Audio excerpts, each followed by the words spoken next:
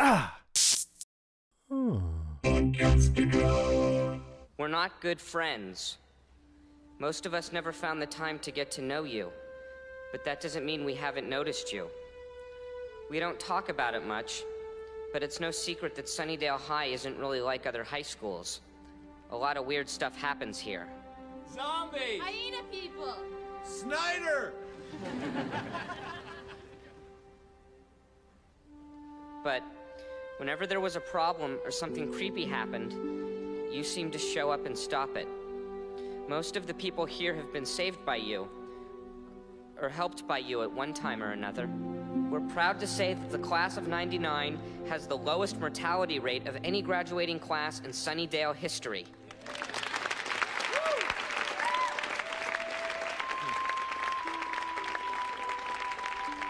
And we know at least part of that is because of you.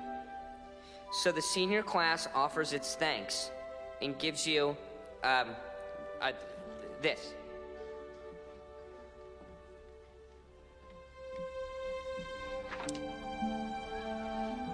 It's from all of us. And it has written here, Buffy Summers, Class Protector.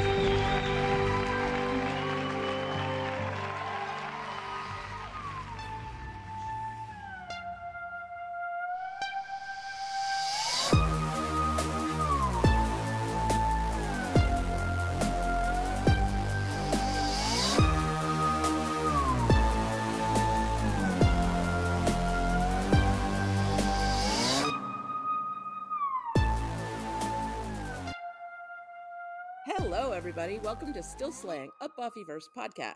I'm Penny. And I'm Kara.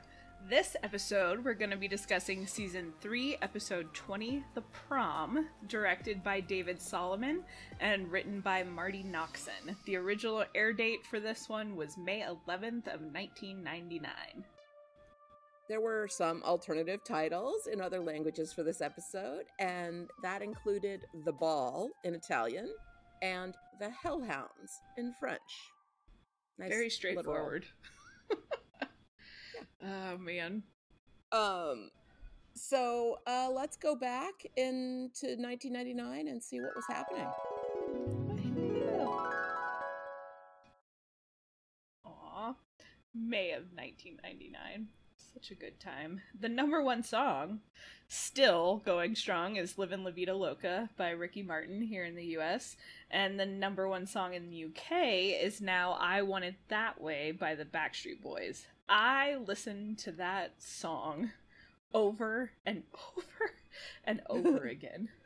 I remember when it was on TRL, like going and making sure it was still the number one music video every day. That's adorable. Good times. I didn't discover that song. I was in law school, and so I was sort of, distracted a lot. And I didn't really find out about that song until the end of my third year of law school. They had like a Follies review show. They called it the Law Review, REVUE, where they do a lot of skits and songs and stuff. And they did a version of I Want It That Way, but it was I Want to Get Paid. And it was a song about how people a lot of times go to law school and they're like, oh, I'm only going to take a corporate job until I pay off my loans. And then I'll do some pro bono, something public service. It was very, very funny.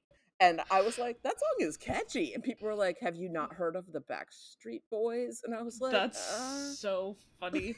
I feel like I was the perfect age group. Like 5th grade going into 6th grade. That was just like right there. Oh gosh, that album too. Anyway, this is not a Backstreet Boys podcast.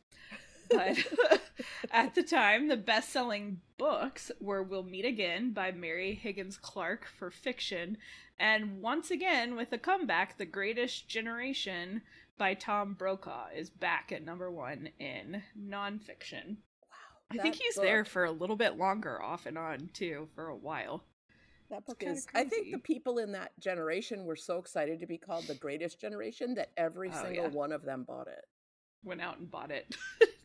And then if they didn't buy it, any birthday or holiday, kids Somebody in there gave it like, to them. oh, yep, this will be great.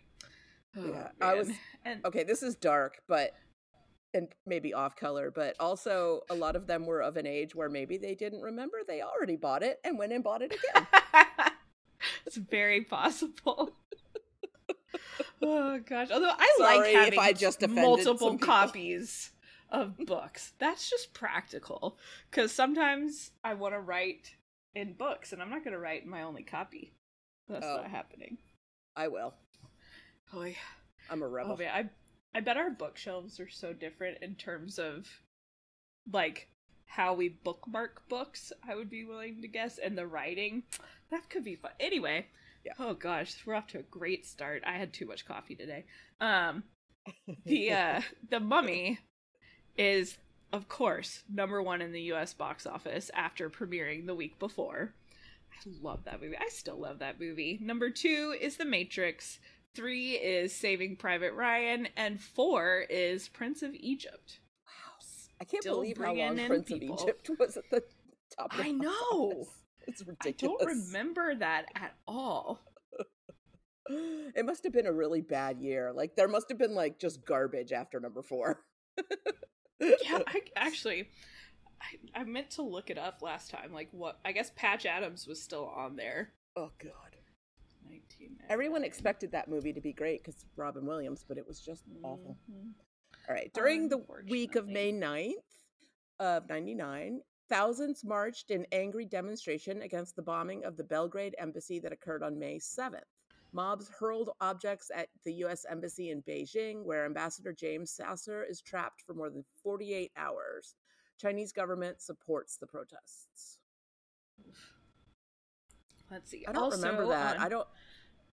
It sounded during my read the newspaper cover to cover every day era, but there were a couple of New York Times articles that popped up when I was looking for it. I went down a rabbit hole. I don't remember that, but I also don't know if I was paying attention to world news at the end of 5th grade. Yeah. Unless it was something really big. I do remember this. On May 10th, 1999, Shel Silverstein, American writer, poet, cartoonist, singer-songwriter, musician, and playwright, dies at the age of 68. And some of Silverstein's most notable works as a beloved children's author include The Giving Tree, Where the Sidewalk Ends, and A Light in the Attic. I'm assuming most people over the age of 30 are at least somewhat familiar with, those 3 works. I remember checking out Where the Sidewalk Ends repeatedly from the library in elementary school. Somebody gave me Where the Sidewalk Ends and A Light in the Attic for like Christmas or my birthday one year. So I had them and they were hardcover and they matched. Oh. And there was something about having that on my bookshelf. I loved them. They were like shiny and pretty. It's interesting to read some of those poems as an adult. There is some serious darkness. Oh, yeah. Shel Silverstein. I think that's why I liked it so much. I mean, it was interesting to think about as a kid. Yeah. And the illustrations that went along with the poems in particular were always very striking. I remember really wanting to tear pages out and keep some of them just because of the illustrations on them. Oh, man. Little known fact, Shel Silverstein wrote one of Johnny Cash's most well-known songs, which is A Boy Named Sue. Such a good song. It's so hard to sing. Have you ever tried to sing it? It's sort of arrhythmic and it's got a strange rhyme scheme. It's on my driving playlist, as is, most of Johnny Cash. But for whatever reason, that song really is one of the hardest ones to memorize. Yeah. But it's so good. All I want in life is to get a mini donkey who is a boy and name it Sue. Ever since I was in middle school, I was like, this is what I want. This would be perfect. And someday, if you get a mini donkey and add it to your menagerie, I will laugh so much. I'll need to live somewhere else in order to come do visit that. you so I could pet the donkey. Although out in the county around here, there are plenty of people that have mini donkeys. One of the girls that works in our office, they have multiple horses, mini donkeys, goats, ducks, and I mean, if you she only lives like 10 minutes outside of the city. Yeah, if you have, a little bit of land and something like a barn, why not? That's true. On May 12th, 1999, Sir David Steele becomes the first Speaker of the modern Scottish Parliament. Schmancy. And then on May 13th of 1999, Carlo Azeglio? Yeah, I'd say Azeglio. Chiampi or Chiampi? Chiampi. I don't remember enough Italian from my Italian class to be able to pronounce that correctly. But he is elected the 10th president of Italy. And this is kind of interesting. On May 15th, 1999, Russian parliament fails to impeach President Yeltsin on 5 charges, including one that he waged an illegal war against Chechnya in 95 and 96. Yeltsin remains the object of attacks by both friends and enemies. That's something that's going to keep coming up back in the news for sure. Yep. Let's get into it with the main discussion of the episode. And last week we were a little disparaging about this episode, saying that it's a little light, not that much happens, and it's true, but there's one incredibly important plot point that happens, and the show kind of slows down to focus on it, and we get a somewhat lighter monster of the week episode. It's he's a little silly, this villain. And and Buffy, defeats him pretty handily. So it gives the show a little breathing room before we get into what's going to be the heaviness of the finale, and also it allows us to sort of really feel Buffy's breakup with Angel. Buffy in this episode feels more like a teenager than she has in a very long time. Oh, I agree. I think that is, of course, pretty intentional, but I guess I had forgotten since the last time I rewatched this one, but when Angel picks up her notebook and turns it over and sees her doodles where it says, like, Buffy and Angel forever, and all of that, I was like, oh, it has never been more painfully obvious, the age difference and the lifetime experience difference between these two. Like, because no matter how you slice it, she is still a teenage girl. Yeah. And I thought that was a very nice touch. Slightly heavy-handed, maybe, but it hammers home the fact, like, look, Buffy is graduating from high school. She's still someone who is daydreaming about her boyfriend and getting married and staying with him forever. And unfortunately, Angel has been around for a very long time and understands the ramifications of staying with her. Yeah. And, he got a real push from the mayor that he could not ignore because he instantly recognized it as accurate. The mayor may be evil, but he's not dumb. And then, Joyce's visit to Angel. First of all, classic Joyce. Oh, what a nice place you have. Like, yes, my gray dungeon of very little protection from the sun. The opening scene where they're like wake up and Buffy just has to like barely move one curtain and sunlight falls directly on Angel's face. I'm like, You've been a vampire for over 200 years. You don't know not to not to lie down facing the rising sun, you moron. His bed, like, why is his bed facing the window near the eastern side of the house? Like, the sun comes directly in your face. Like, oh my god. Anyway, that was one of my very first notes on in my notes app in all caps. It just says, "Why is Angel's bed facing the window?"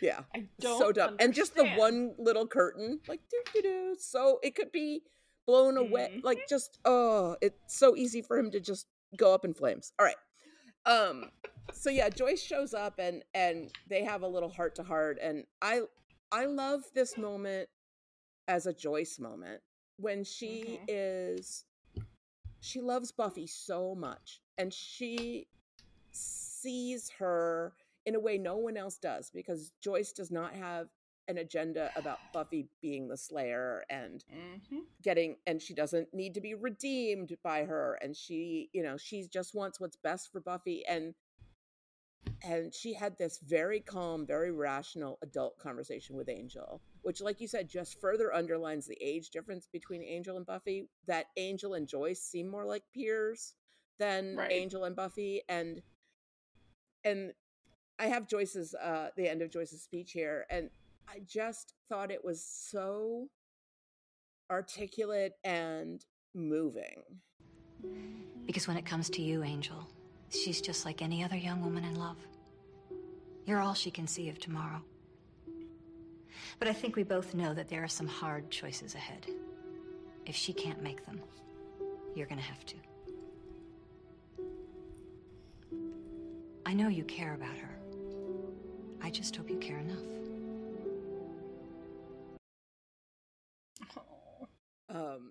And Angel very quickly sort of agrees with Joyce. He's like, yeah, I know. Yeah. I've been thinking about it too. Yeah. And we've seen that. They do a good job, especially in the last couple of episodes, kind of sprinkling that in. I know before I've seen, different Buffy fans kind of lament thinking this is a 180 for his character, and I don't see that at all. Their whole relationship has had periods of him being like, you should not be with me. I'm not right for you. And other people being like, Angel's a lot older than you, right? And a vampire and a Slayer, like, it doesn't come out of nowhere at all, I think. Well, and what's weird to me is even Buffy, and I have different ways to rectify it in my own mind, but after, Lover's Walk, earlier in the season, when Spike kind of reads Buffy and Angel to a T, Buffy seems to, they think about it, she realizes she loves Angel, and she seems to set aside the concerns and the practical implications of them being together. So she seems to see it as, I don't know, being worth it. Where part of it is Buffy's fatalism that she fights against all the time, right? She brings it up, but she's constantly struggling with this feeling of, I'm probably going to die young. And so when she looks at her relationship with Angel, she's only looking ahead a year or two. Yeah. And in her mind, she's like, why isn't this perfect? I don't see it, because she has no ability to think about herself being 30, 40, 50 years old much, because when she does think about that, she immediately has to go to, I'll probably be dead before that. Yeah. I think she shies away from thinking about the future for, self-defensive reasons. It's so cringy when she brings up Angel going to the prom, and she's like, lots of girls have older boyfriends. I was like, how old, Buffy? How old? Because it's weird enough bringing like a 20-year-old to your prom, but it's just, I don't know. And I know that my perspective is obviously very different watching now when I'm 36. Am I 36? Is that right? Nope, that's right. Yep, that's a good sign. I keep forgetting how old I am. But at 36, as opposed to watching it at 11 and then watching it in college, I remember being kind of frustrated with Joyce. Yeah. And thinking like, just let Buffy be happy. She's in love. She's still going to college. Like, it'll be fine. And understanding to a certain extent where Joyce was coming from, but still very much so being kind of on Buffy's side of things. Yeah. And I wonder if either Angel or Joyce ever told Buffy that conversation took place. I know.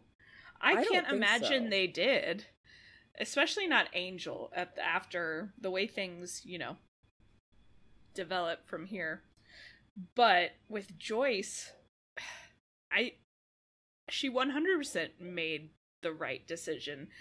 I like what you said about how she doesn't really have a dog in the fight when it comes to Buffy. She only sees Buffy as her daughter, wanting what's best for her.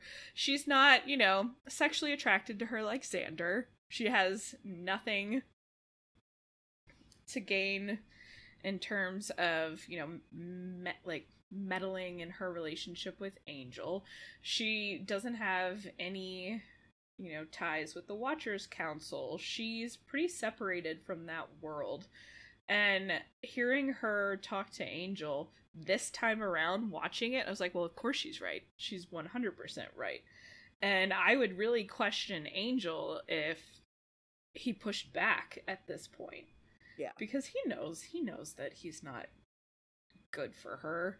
And I don't know. You could see it in the last episode when Buffy was talking about, like, being close to his place and having a drawer. Oh, yeah. That in his head, he was like, I know I have to break it off. When and how and what do I say? And how do I don't even know where to start. Like, it's going to hurt her. Is it best to do it right away? Should I do it fast? Like, there's so many things. His brain is working, and you can kind of see it where he's like, I got to figure out how to do this. And so Joyce coming by the mansion and having that conversation with him, I think, is the thing that makes him decide to do it right away. Yeah. Although Buffy presses the issue, because this is also true. Once you've decided you want to break up with someone, and I've been in this situation where I'm like, oh, wait till after his birthday. Like, that's just nice. Yeah. But then they can tell, right? Yeah. If the other person is at all aware of their surroundings, they're like, something's up with you. Why are you acting weird? Yeah. So you might as well just do it right away. Like, it's only going to make everything harder.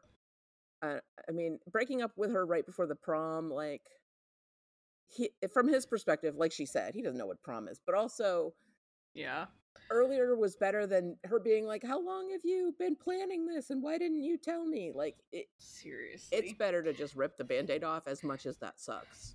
Well, Angel. Jeez, it's been a long day. Angel cannot hide anything on his face. Oh, that's true. Yeah, I'm mopey. I'm more mopey, especially with Buffy.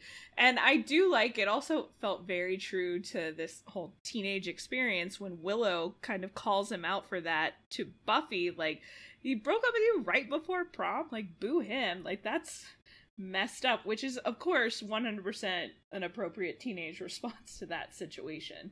Yeah. But it'd be so inauthentic to go with her, and she's building this event up, romanticizing it, and knowing what he knows, and I don't think he'd be capable of deceiving her in that way, because it would be a deception to a certain extent if he did not, let her know beforehand what he was thinking.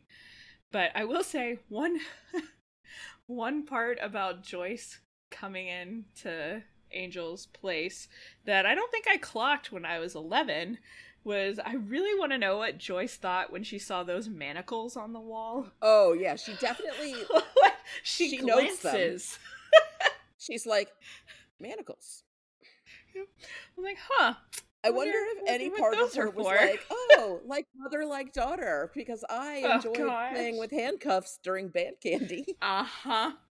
Oh gosh. So funny. But that part, when I saw that, I was like, I don't think I noticed that before. Can you imagine that with your own kid being like No. visiting their boyfriend's house and there's like Oh my gosh. sex toys or something like hanging off the wall? It would just Jeez. be hard Especially to on the take. wall. Like, I mean, In the living room. they're right there. Or It's not bedroom, like she living went room, and whatever. opened his bedside drawer or something like that of his nightstand. Like, that would be different, but Right, she just it's walks just out in. and open. And I mean, she doesn't know that he used it to like that Buffy actually put those there to tie Angel up originally because he was feral. You know, all Joyce Oof. knows is like, my daughter has a whole world that I don't have a place in, right? Like I don't even know what that is, but I know that it's foreign and I don't really like it for her, and I'm stuck with it.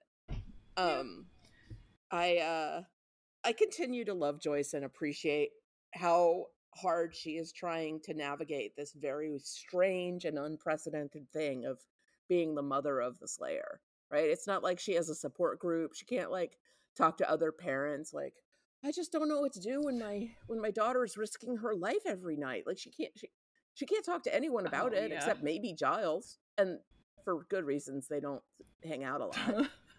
That's true. She doesn't she have really like a is buddy. Isolated. Yeah. Like in a somewhat similar way to Buffy. Like you said, nobody else knows what she's going through. She can't even go to a therapist and talk. I guess like, the equivalent would be pretend you're a cop or something and out on the streets every night, but she can't really talk about that. But I don't know. I like the respect that Angel has for Joyce. Immediately he recognizes that, you know, she's right, because he's already been thinking that.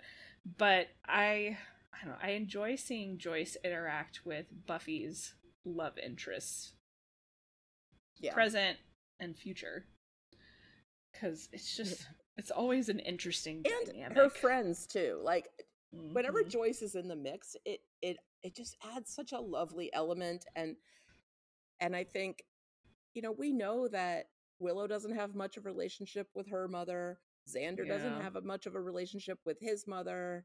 Like, Anya doesn't have parents when she becomes a character. Cordy, we never meet her parents. Like, all of the Scoobies have, like, this reaction when they're around Joyce of, like, oh. Yeah. Like, the mom energy. She's got, like, like, the mom vibe and the, like, oh. And, I mean, I'm 52, and sometimes I meet an older woman who has that vibe with me, and like sometimes it makes me cry. I'm just like, oh my god, like the maternal love, you can feel it, and it's a very specific kind of vibe. So nice. I know I don't give it off. I know that what I give off is big sister vibe. People, my entire life, you really seem like a big sister. Okay, I could see it. Like, but at the same time, I think those are similar. I don't think anyone thinks of me as maternal. Big sister vibes are fairly maternal. Yeah, but not exactly. Like, your big sister will, you know, give you tampons when your mom is like, no, you're not ready for that yet, right? Like, your big sister is going to introduce you to music that your parents might not think is appropriate. Like, your big sister is going to... Maybe it's because of who I had as a mother that clouds my...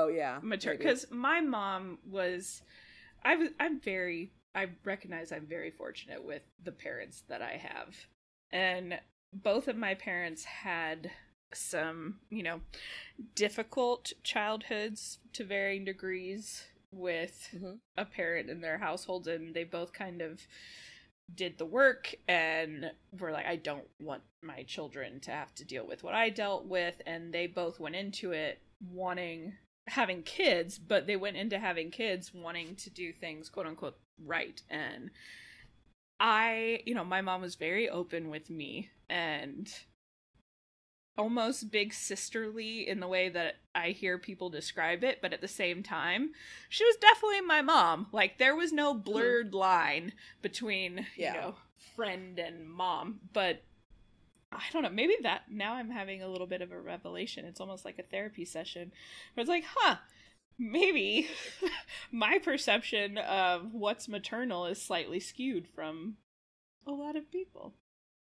But I mean, not skewed in a bad way. No. Because it seems like the way that your mother chose to mother you was good for you. Yeah. So, you know, kudos. And not every parent is going to, like, there's no one right way to parent. Right. I think that the right way to parent is incredibly dependent on the specifics of who you are as a person and who your kid is as a person. Yeah. And you can't, like, if you're not a person who loves to, like, make everything from scratch and do a bunch of crafts and be Martha Stewart, you can't force yourself to be that person for your kid. Like, you can't be like, a real mother only ever cooks from scratch and then, like, force yourself to do that all the time, because your kid is going to know you hate it.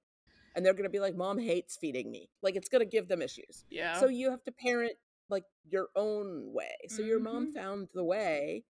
It sounds like she just took out bad stuff and then parented as herself. Pretty much. And she was cool. She was a nurse too, and she worked with a pediatrician. So I think a big part, she had to have difficult conversations with children and parents all the time at work. And she saw knew how to do it. Yeah, and she saw firsthand, like, how honesty really was. You know, if you could cultivate that, it was incredibly helpful. And I was never scared to tell my parents when I messed up, or if I was questioning something, or, you know, wanting to try something. It was just, you know, it was a nice situation. And I can see Joyce, like, I see a lot of my mom in Joyce. Joyce feels more, quote unquote, like, maternal in terms of stereotypical energy, but I recognize a lot of that with Joyce, and Buffy's incredibly lucky that Joyce is around, especially because Hank's, like, dropped off the face of the earth. Yeah, screw him. But I think he sucks. Yeah, and Angel obviously senses that too, that Joyce is not coming from a place of judgment. She wants what's best for Buffy. And she has, you know, she has to have some faith that Angel truly also wants what's best for Buffy. Yeah. It's a really beautiful conversation and a moment between these two people that have this one really huge thing in common, that they both love Buffy. And I think it was very clear that Joyce had thought very carefully about what she was going to say and how she was going to say it. Yeah. And she was really pleased that Angel was ready to hear it. Like, the look on her face when he was like, yeah, I've been thinking about it too, was like, okay, all right, good. Oh, good. I can leave this with you. I think I know what you're going to do with it. And he did. Yeah. And his choice to leave town, obviously it's partially because he gets his own show, but it's also the smartest possible thing, because when she says, how am I supposed to stay away from you? My heart breaks, because I know that feeling where you're like, I just want to see him, like, and the temptation and him being like, I'm going to leave town is like, it's got to be a relief for her once she calms down enough to understand it, to know that she won't have to, like, bump into him at the butcher or, like, see him on Main Street. Like, and social media is not a thing yet. So I can't imagine stalk him. Angel ever, like, you know, signing up up for the gram, peace. Like, I don't think he would be able to understand how to operate a smartphone. No. Like, but if anything, I feel like Angel could maybe get on Twitter just to get little tidbits of information here and there, or like the New York Times games app. Oh yeah, I can see him being a real, you know, crossword Wordle guy. Yeah. Oh gosh. I'm Buffy. Such a nerd. After I do my Wordle, I have to do Quirtle, and then I do Octurtle. Yes! Me too! I did not know you did that! Oh my gosh. That and Connections. But Connections makes me want to break things routinely. Sometimes I'm just like, I got it.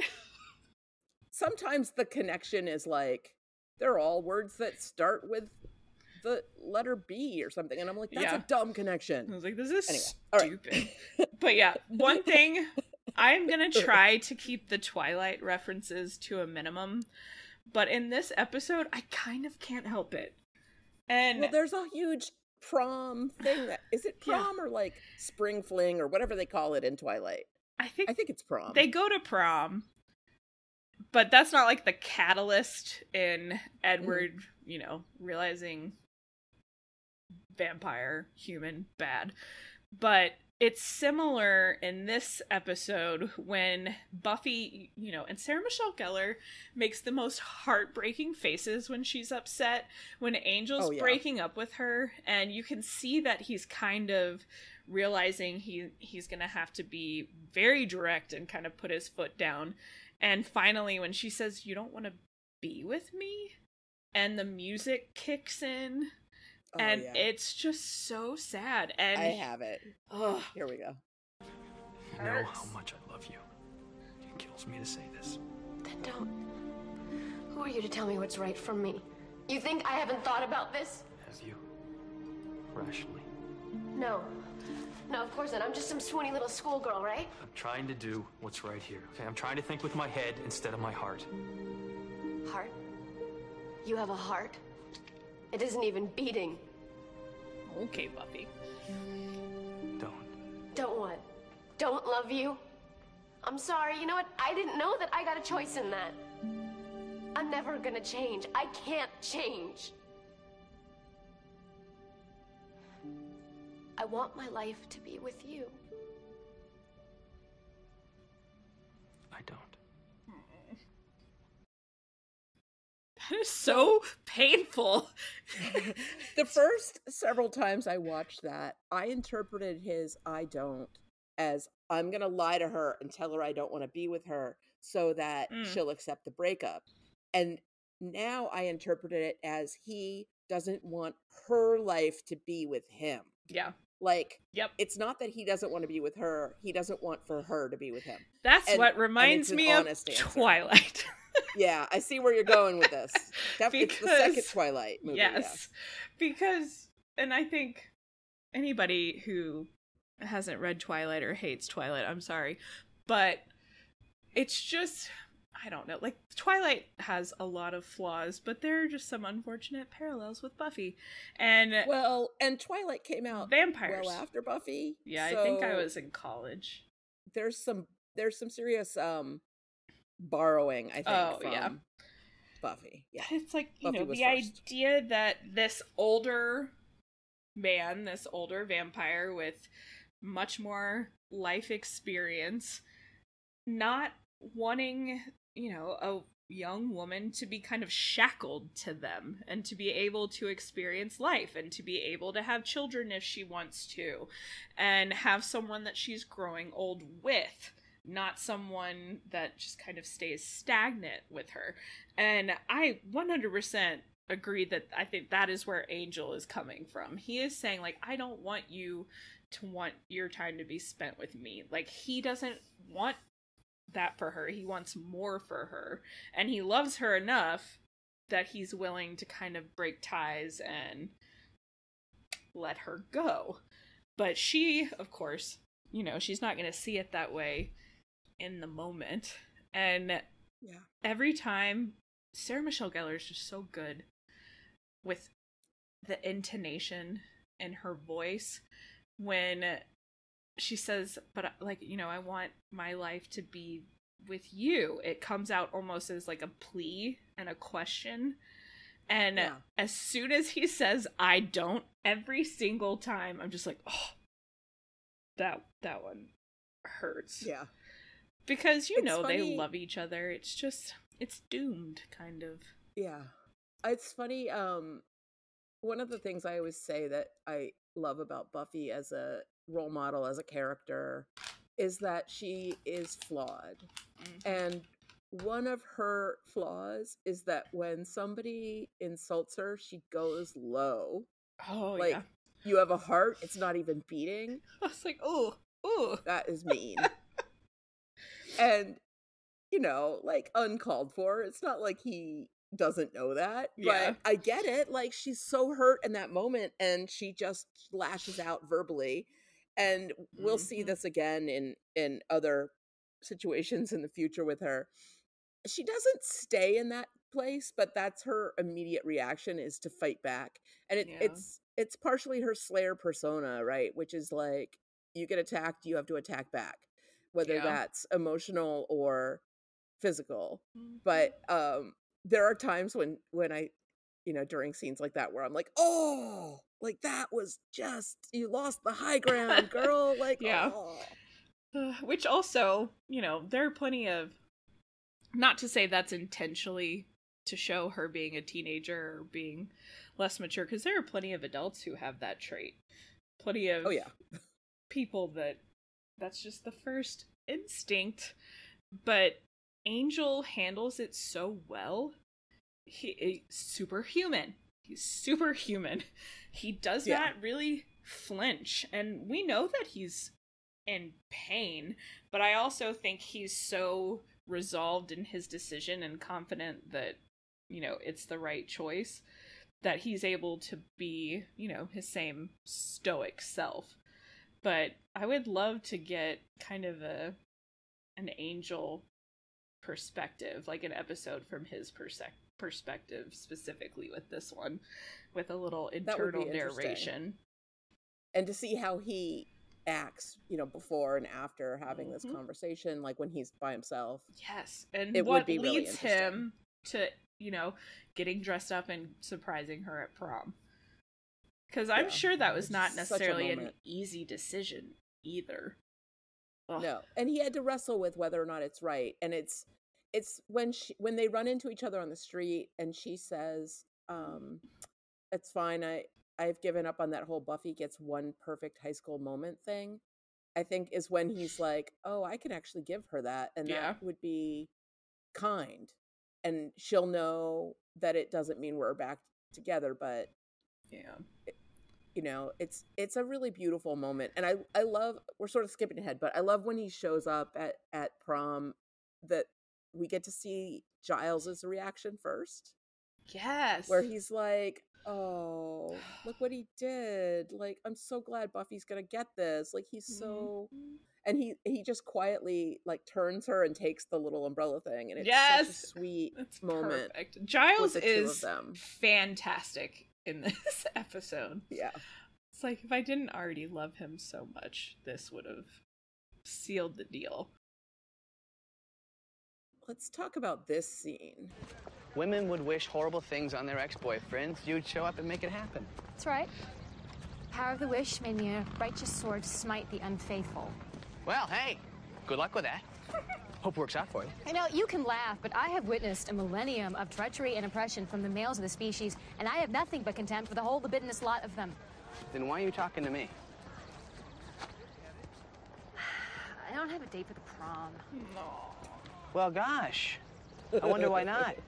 It couldn't possibly have anything to do with your sales pitch. Men are evil. Will you go with me? I love One that. of us is very confused, and I honestly don't know which. I love her tone of voice when she's like, I don't have a date for the prom. Like, it's been dragged out of her. Oh, yeah. Anya is one of my favorite characters in this in this series, because, well, obviously Emma Caulfield is brilliant. Her comedic timing is insane, and the way she delivers her lines, she nails it every single time. Yeah. And she and Nicholas Brendan do have some really nice chemistry. They play off of each other very well. And I 100% believe that she is a vengeance demon trapped in a teenage girl's body. Like, I have no problem going along with her on that so journey. Funny because before this, I only knew her from 90210 when she played an uptight, like, type A, the editor of the school newspaper, Brandon's love interest. And when she showed up on Buffy, I was like, this chick? And then she very quickly just, like, won me over. Oh, yeah. With, the first thing we see with her is, she gets revealed to have been the demon and she grants the wish. That's great. But then the episode, Doppelgangland with that's so Evil good. Willow and the whole thing, she's so funny in that. Like, so fantastic. Trying to get a beer. That's when she's so great. That's when you knew she was going to be a fantastic addition to this show. Yeah, and I absolutely love the men are evil. Will you go with me? Like, it's so good. And what does she say? Too. I can't decide, honestly, how I feel about the lines of, she's like, look, I know you find me attractive. I've seen you looking at my breasts. And Xander says, nothing personal, but when a guy does that, it just means his eyes are open. And, I mean, yes. Okay. Yes, that's true. But with Xander, part of me, I also think it's kind of cute that he started off with nothing personal. Like, he is still, he's trying not to offend her or insult her. And I mean, he's good luck teenage with that. guy. I hope it works out for you. Yeah, like, I mean, he's friendly and silly about it. And I love that, like, that Anya took a look at the men of Sunnydale High, right? And she was like, well, at least this one knows what's up.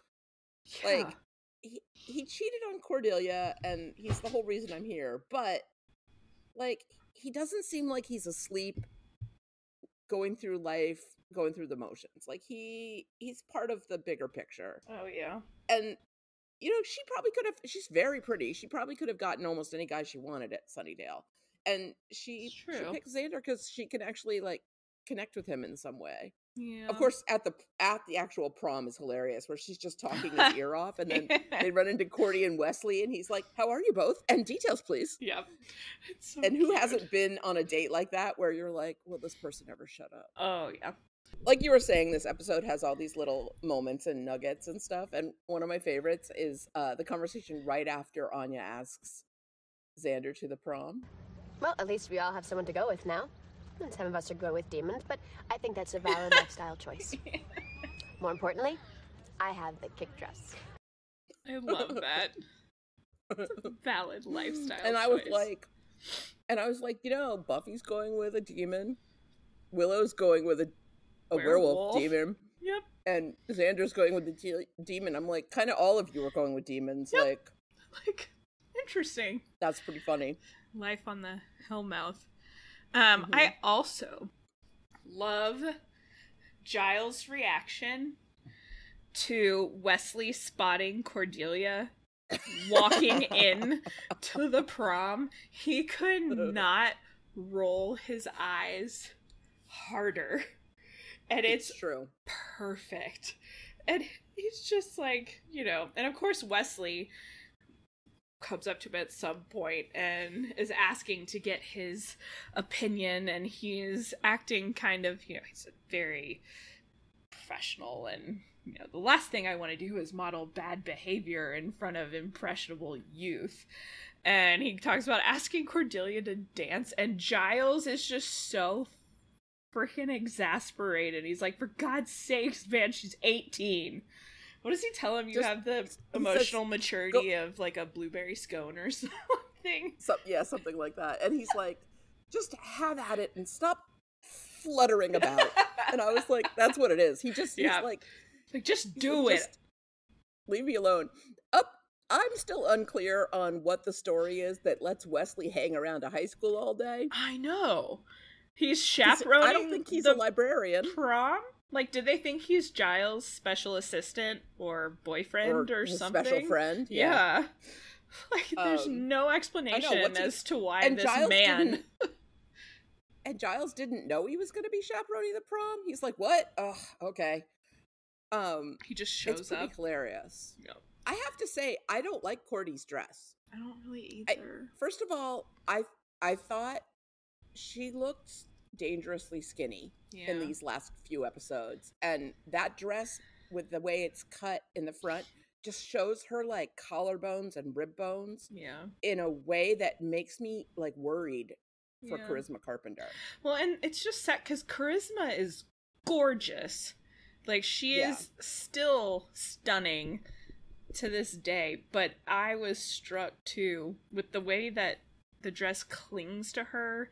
It's just a little on the side of thin, and we know it was a stressful environment for her, but I'm sure that didn't help.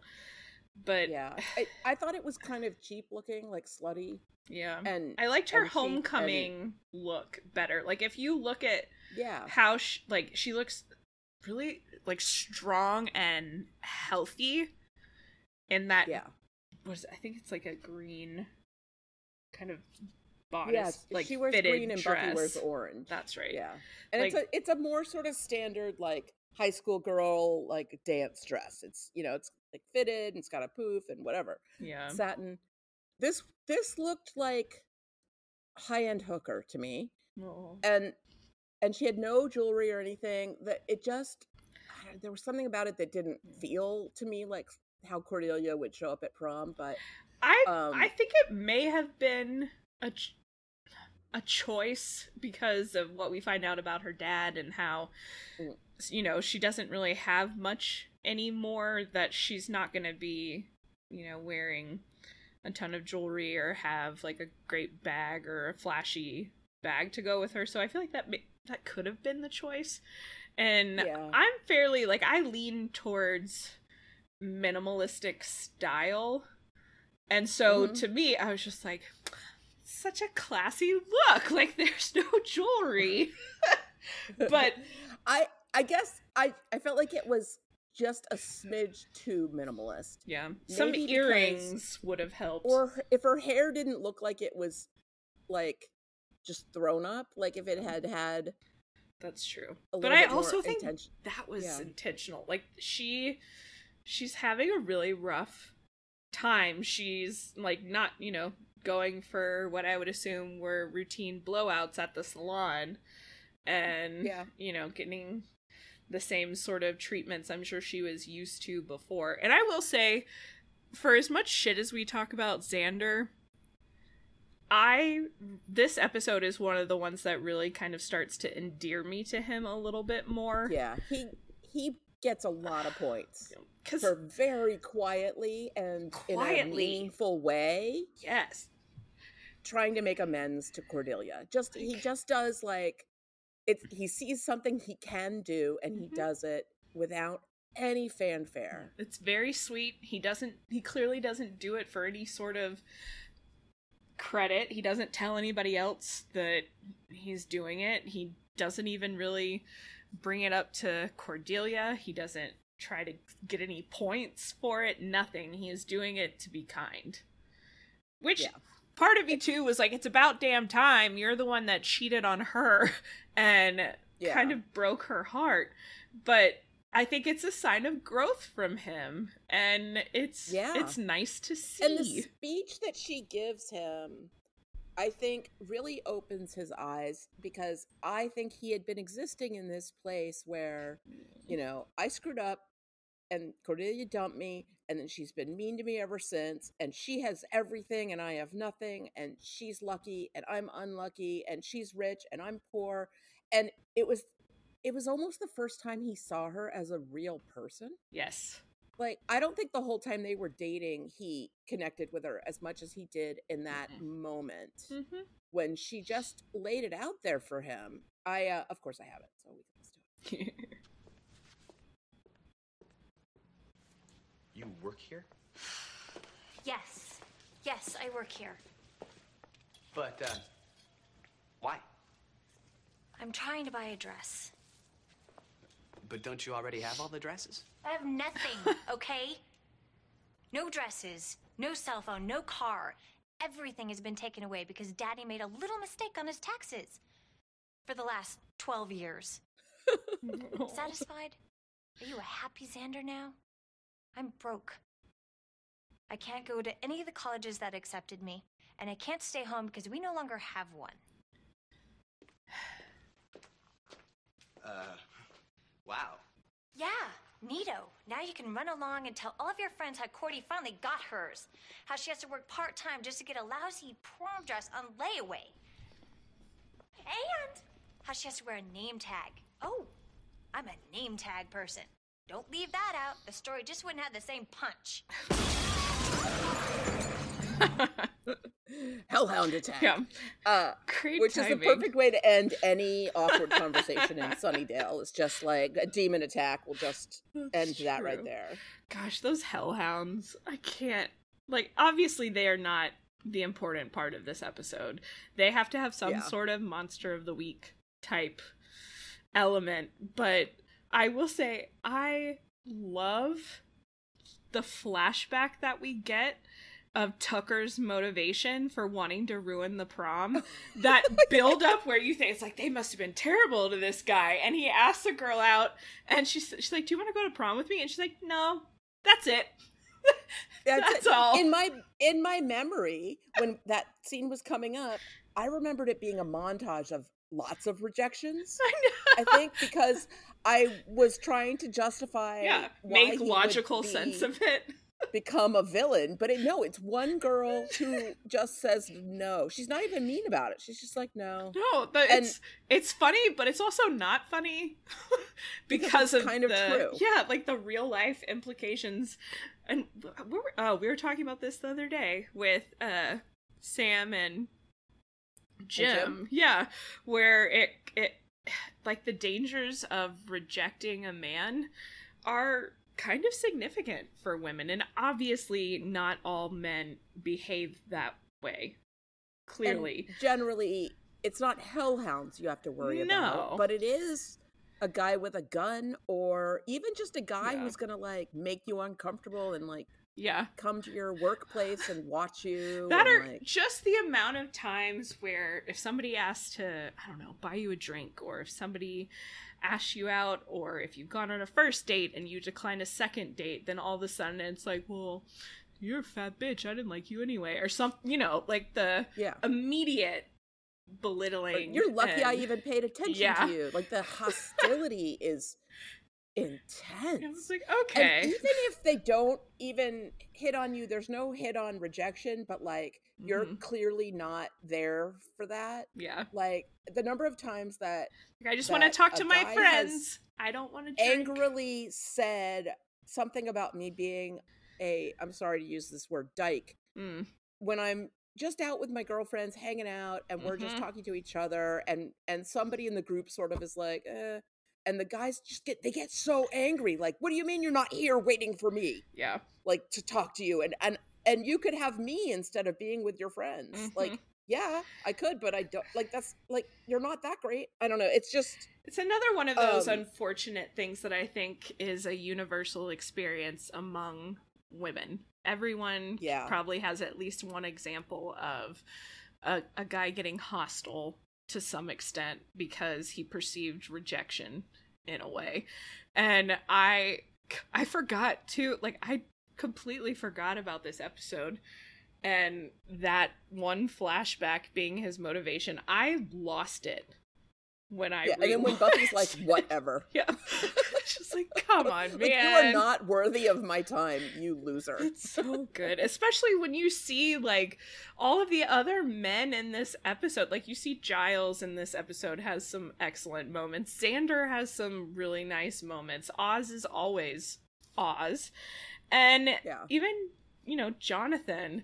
And it makes me so sad to think about. You know, I understand why they postponed the Earshot episode that is technically episode 18 of this season, but having the realization that people watching this for the first time when it aired had not seen Buffy save Jonathan and intervene. I remember being like, why is Jonathan giving her the award? Right? And he looks at her. It's like there's this very meaningful exchange, and you can tell that his speech is kind of coming from the heart. And watching it right after having watched Earshot, I also had a really crappy few days, but I could not stop crying for a few minutes. I was just like, oh, this is so sweet. Like, she's getting this recognition and Jonathan's there because of her. Like, it was just a very, very nice moment. And I agree. It's just so much sweeter with that context of that episode. I freaking love Jonathan, honestly. Like, he has his moments, but I love him. And you know, I don't think we've made it a secret that he's present still a bit more in the show, but the class protector speech and award is probably up there in my favorite moments of the entire series, because we see, again, Buffy kind of sacrificing her normalcy and her normal high school experience and fun at the prom to go take care of this issue. And she shows up late, and it's just not at all, you know, what she imagined, I'm sure, especially after having been broken up with. But it's so nice to see her get this recognition, and it's that she never tried to get. No, right? It's completely out of nowhere. It's so well deserved, honestly, and it's perfect, like we said, for Jonathan to be doing this. And it's a great moment that's very sincere and moving, but of course, in true Buffy fashion, there's levity as well, where he says, you know, it's not a secret, Sunnydale High isn't really like other high schools. A lot of weird stuff happens here, and you've got people shouting out zombies, hyena people, and I love the Snyder, which is and perfect. Then everyone cracks up. Yeah. And him recognizing that most of the most people in their school, one way or another, have been saved or helped by Buffy, which is absolutely true. More than they know, really. Right. And the line about how he says, we're proud to say that the class of 99 has the lowest mortality rate of any graduating class in Sunnydale history is just... It's hilarious. It's just like, really? I mean, great. But we'll talk about this in the end of the season wrap up. Like, it's still a pretty high mortality rate. But it's such a nice moment. And cutting to Giles and his, you know, kind of proud dad face, he's so happy for Buffy, and that just kind of radiates off of him. And Sarah Michelle Gellar's face acting is unparalleled, and she looks so, you know, kind of shocked and humbled and moved. It gets me every time. Yeah. And they did such a great job with the lighting and how there's a spotlight on her, and then she walks up to the stage and she does one of her fantastic head turns where you get, you know, her amazing smile, and everything is sort of like fantasy princessy unicorn colors, right? Everything's sort of sparkly around her. She looks so pretty. Sparkly. Like, she's so pretty. Not overdone, right? It's the simplest hairstyle. She's got that one clip. It's like just enough sparkle to make her look special. And then I love when, you know, Giles says, I had no idea children en masse could be gracious. Yeah. I'm like, gracious. Yes, that's the perfect word for that. Like that they all recognize that she should be acknowledged in some way is beautiful. I always wonder if, like, you know, prom committee approached Willow and Oz and were like, this is what we're planning to do. Will this work? You know what I mean? Like, did they get some input? Did Willow know that was going to happen? Because she kind of has a look on her face like it's happening. Yeah. Like she's happy and not completely surprised, which is really cute. I do like Willow's prom look too. It looks, I don't know, the is it like it's almost a zebra-y, like a brown zebra print wrap that she has. The wrap was a little annoying because she's so was 90s, sort of holding though. onto it for dear life. Yeah, but I can also see that with Willow being a little bit more reserved and, you know, and self-conscious about showing her like clavicles and I mean, because she's got like but good cleavage going on in that dress, but she still has, you know, it's like her little security wrap. I can understand that.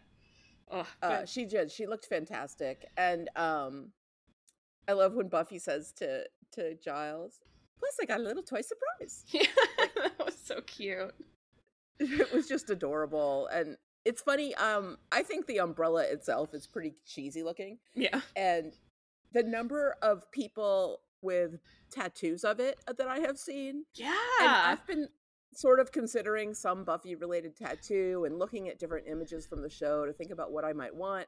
And that one keeps coming up, and I'm like, no, I really I don't like it. What I love the image of is the scythe from season 7. Oh yeah. But I'm also like, do I want a weapon I like the stick on my figure body? too.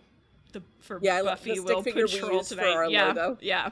Yeah. Like that's kind of that's classic. That's very high in the running for me on so something that I'm considering. And I haven't landed on anything yet. Every now and then I'll do just a Google image search like Buffy tattoos, and then it's like it's interesting what some people have put on their bodies. Oh yeah. Like some of it is like, whoa, you're gonna regret that. Like I think like I saw one of, it was like Oz's face on someone's entire back. And it was very much Oz because it was like mid-transition almost, where his eyes looked like werewolf. Oh, like werewolf eyes? Yeah. Oh. And it was intense. I was like, oh, I think I had looked at, I typed in like subtle Buffy tattoos, and that came up. I was like, no. I don't think that's not subtle. That's not that word. The only other thing I think I had in my notes was the difference in the vibes you get from Giles looking at the teenagers, like Buffy, compared to how Wesley is looking at Cordelia. Just everybody has such excellent facial expressions, and it just, the paternal instinct that he has is wonderful. Wesley's body language is very sort of jittery. Oh, and it's like he's very stimulated by his environment, whereas Giles is comfortable in his skin, and at no point is Giles like, oh no, am I inappropriately attracted to these young girls? Like, it just never is an issue for him at all. He sees them, he is age appropriate with them. It does not even cross his mind. And it's just, and he's around some beautiful quote-unquote teenagers who are not actually teenagers. And vulnerable, right? Yes. Like, he is in a position of power with these young people who look up to him and rely on him, and who he sees in their most vulnerable moments. If he was a jerk, he could really take advantage of it, and he doesn't. He's wonderful. You know that that trend where it's like naming different celebrities, different men you'd feel safe leaving your drink with, or being alone in a room with? Giles is 100% on that list. Yeah. Like, even though he did that one time poison Buffy. And he felt really bad about it. He really did. I don't think he would ever do that again without a really good reason. No, and it wasn't nefarious sexually. So that's nice. Yeah, I answered that question on the internet somewhere. I said LeVar Burton. Oh, yeah. 100%. That's nice. I love LeVar Burton. I have a real huge crush on LeVar Burton. And that's what I will say. I think that's a nice thing about our Podcastica community, because I feel that way about every single guy in our community. They're all fantastic. They're good people. They're safe and wonderful and lovely. Yeah, and supportive. I have gotten support, virtually from people within the Podcastica community who I've never met and who don't really know anything about me and don't have anything to gain except just being kind. Right. And it's what keeps me wanting to do this all the time, even though it's like takes up a lot of time and energy. Like, I love being part of this community. So refreshing. It really is. It's a special thing that Podcastica has created. The community is really amazing. The podcasts are really good too. That's true. That's a bonus. Yeah. But yeah, special shout out to our Podcastica men for sure. I was thinking a lot about Prom and its sort of giant presence in the mind of American teenagers and all the pressure that goes along with it, and all the expectations and the money, and just so many, the whole trope of like girls losing their virginity on prom night, and like all the drama around prom queen and prom court and all the stuff. And like I was also thinking a lot about our international listeners and and what American prom has been sort of exported around the world. I was messaging back and forth, I think with Jolene, about they didn't have prom when she went to high school in England. Okay. But now they have it because it's been sort of exported. Like, it's been in all these American movies, and like people, they want to have a prom because it looks, you know, like it looks so iconic and fun, and very like it's a thing. Romanticized and idealized In movies. Well, and I didn't know that other countries had I thought it was purely an American thing. And a couple weeks ago, now like a month ago, when I was in Scotland, we were driving back from, I did a day tour with a big group, and we were driving back, and there was a little bit of a traffic jam in one of the small towns we were driving through, and all of a sudden we see a bunch of parents and then all of these kids in formal wear, and they're like, oh, I wonder what's going on. And I was like, it looks like prom. And our tour guide, she was this 30-year-old Scottish woman, and she goes, oh, you're right, it is prom season. I was like, hold up, you guys have prom here? She's like, yeah, it hasn't been around for too long, but she's like, I had prom in high school, and everybody always was kind of pushing for it, and it always looked like fun. And I was like, that's so fantastic. And they were adorable. They had, you know, their corsages and everything. It was really interesting to see that in Scotland. That was the last thing I expected. Yeah, that's really funny.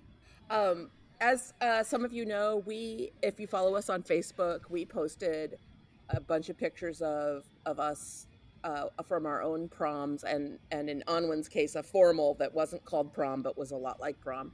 Yeah.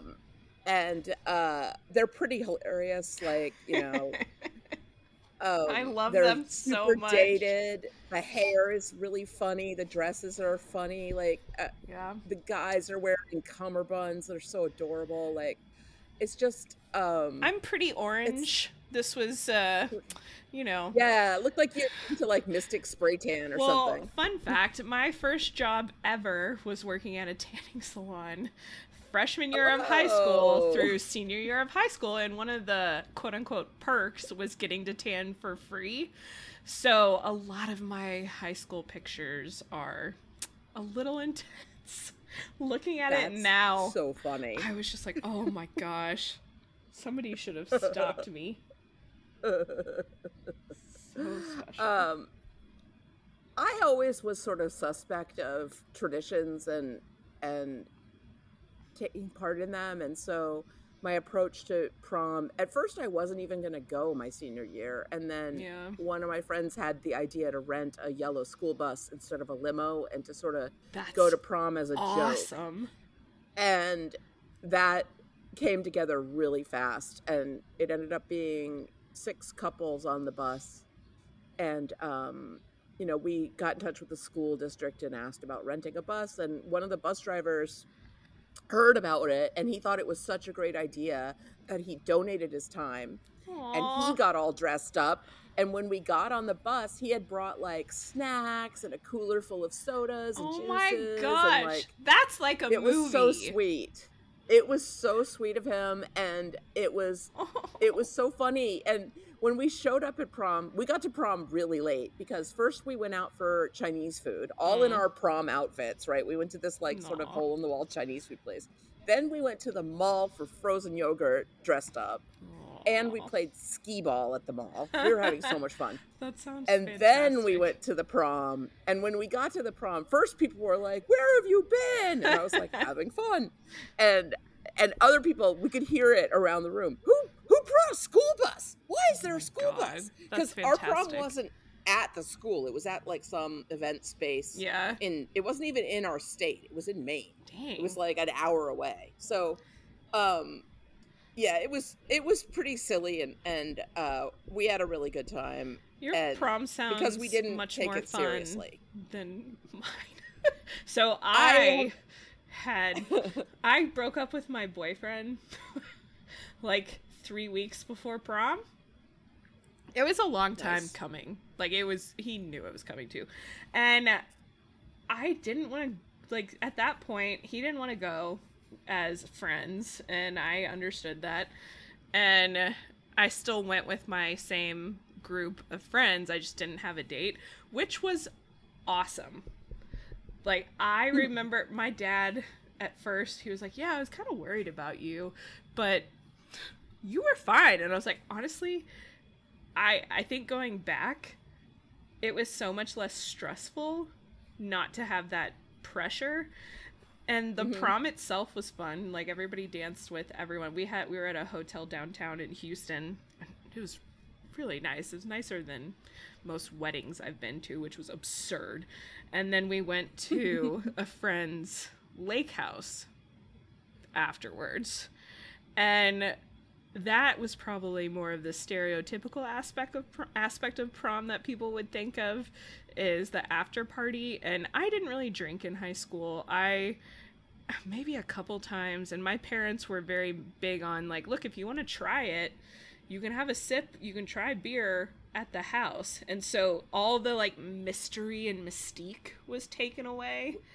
And exactly, yeah. I spent the night of my prom babysitting a bunch of my friends who were drunk, drunk, throwing up, crying, people getting in fights. And looking back on it, I'm just like, oh gosh, this was so unnecessarily traumatic. Like, typical high school kind of experience. It really that was. Didn't happen to be at prom, but I've definitely been in that situation at, like, a house party in high school, where I was like, why am I in charge of these people now? How did that happen?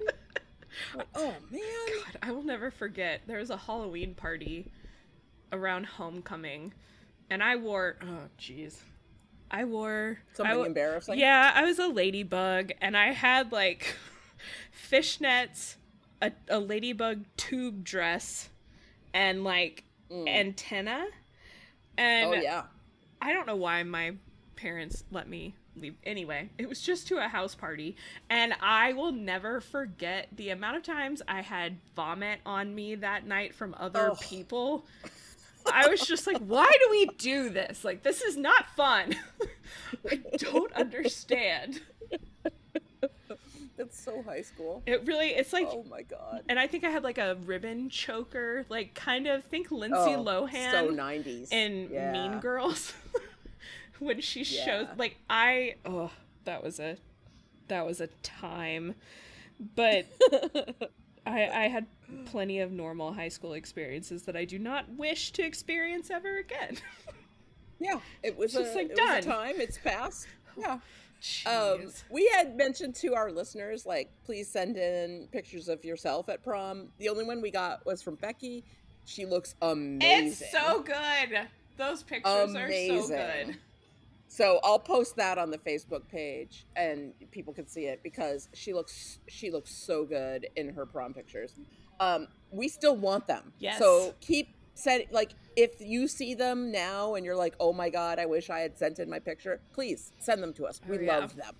And graduation. Also, graduation. Woohoo! Yeah, send in graduation pictures. Any graduation pictures. Graduating from anything. If you got a certificate at the Y for completing swimming classes, send it in. I love it. Because we love them, and we would love to share them, and they make us so happy. I found a couple of pictures from my college graduation, and I look so bad and dorky, but I'm going to share it. Oh, man. I'm going to have to do some digging. I have my law school one. That one's, what, a decade ago? That's a little more I have recent. a cute picture from when I got sworn into the bar. That's a little bit like a graduation. Oh, yeah, that's fun. It felt like it. Jeez.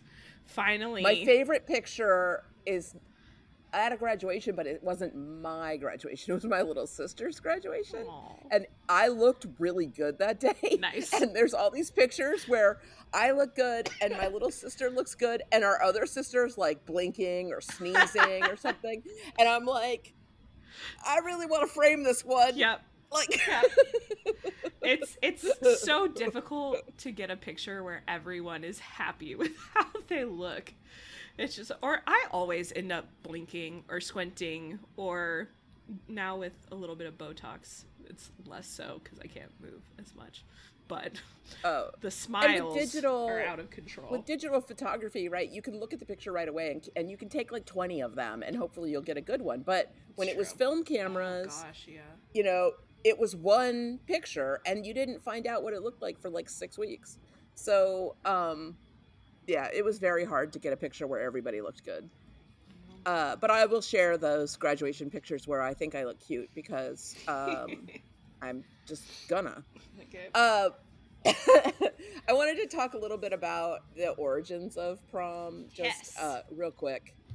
It comes from the word promenade or promenade dance, and it's called prom in American English. There are regional differences about people who say prom or the prom.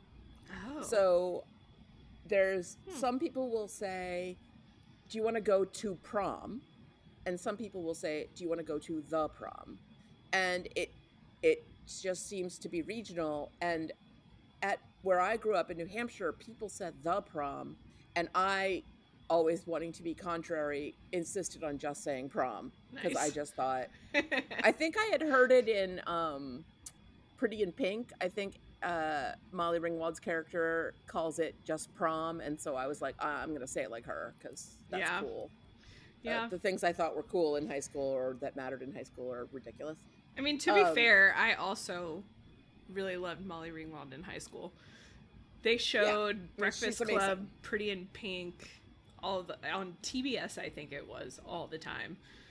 And now, looking back on shows like 16 Candles, I was obsessed with 16 Candles. I watched it that like a movie week is ago. Really upsetting. Yeah, and I was just like, oh my gosh. I was like, I don't remember any of, like, there's a lot It's horrifying. Really, like, on so many levels, like, it's sexually problematic, it's racially problematic, like, it's just all over the place. And I was like, oh, huh.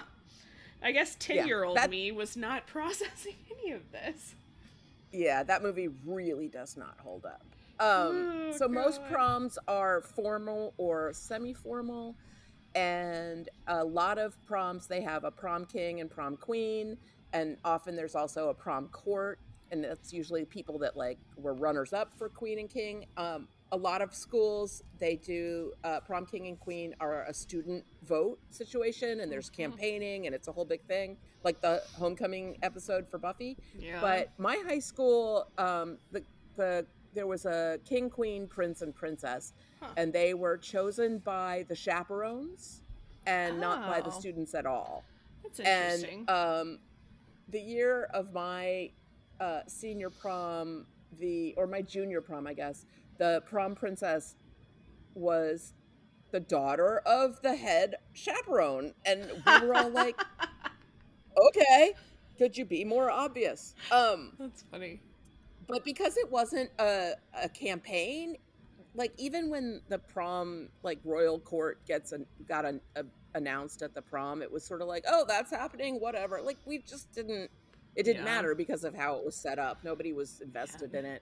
The people who won got like a crown, and like that's it. I think it's pretty problematic. Yeah, we didn't do prom king and queen. Now in Texas, homecoming is the big right, deal. Because it's football related. Yeah, and we do, mums. Have you seen mums for Texas homecoming? No. Oh my gosh, I'm gonna have to send you some. They are insane, and it was kind of a bit of a competition. It's almost like a huge corsage, but not made out of actual flour. It's so hard to describe. I'll post a picture and I'll send you some, but it's like it got to be almost like a competition of how big your mum would be, and you would get a mum from your date, you could get a mum for like a specific team or organization you were in, and homecoming month really was a big deal. So we had a homecoming court, people were nominated, and it was like 5 guys and 5 girls, and then at the homecoming game, the homecoming court was presented in like formal wear, escorted by a parent of the opposite sex, And it was this whole big thing during halftime, and then everybody voted, and results were announced at the homecoming dance, and that was like the big deal. I don't think we had anything equivalent to Prom King or Queen other than that. Yeah, it's interesting. There's a lot of prom traditions, like, you know, getting those couple photos where the guy stands behind the woman with his arms around her. Like, that seems to be a standard, like, all over the country. Yeah. Renting a limousine is a big thing that people do. I personally hate limousines. I think they're really uncomfortable and stupid. Yeah. I was anxious the entire time. Yeah. I was like, we don't have seatbelts, guys. Yeah, we're just rolling around back here in formal wear. That has been my experience. I didn't do limos for either of the proms I went to, but I've ridden in them for weddings a bunch, and you know, my hideous bridesmaid dress, and not enjoyed it. Good times. There are sort of equivalents to proms in other countries that have some fun names in our tradition. I wanted to share that in Poland and Lithuania, the high schools organize, it's called a studniałka, and it is just a formal dance that happens in the spring, but that this is all from like Wikipedia, is that prom has been exported from the US now, and like lots and lots of people have prom or something like prom, and it's at the end of high school. There have been a lot of controversies around prom, and the sort of main ones have to do with LGBTQ students wanting to, you know, either go alone, go in a group, go with a date of the same gender, or just girls who don't want to wear dresses. Yeah. And want to wear something like a tuxedo, and they get like kicked out of prom. There's a lot of interesting case law about it. If you're a wicked nerd, like, you know, groups like the ACLU get involved. Another thing that happens is that sometimes people throw alterna proms, where it's like, well, if the main prom won't let gay kids go, then we're going to have our own prom. And they, like, you know, kids get together and organize something, or parents help them. I have been to a couple of different I never got to go to my prom, so I'm going to have one now parties. Where everybody gets like real prom dresses with like crinolines and the whole thing, and like a disco ball, and play, you know, music from the 80s, and like just that's fun. Just sort of, and it, as an adult, it's so much more fun. Yeah, because you don't take any of it seriously. There's no pressure, and you're just like, isn't it fun to wear sparkly clothes? Like, it's just fun. Pure silliness. 80s prom is what I picture in my head, even though that's not my, you know, my prom was in 2006, but 80s prom is how I envision it. That and like it's all Carrie. It's like Carrie is a good example. Footloose, Mean Girls has a great prom scene. Twilight has a prom scene. There's a lot of movies. And She's All either That. End at prom. Oh, She's All That. Never Been like, Kissed. Yep. American Pie. Their whole entire movie is about them losing their virginity by prom. At prom or by prom.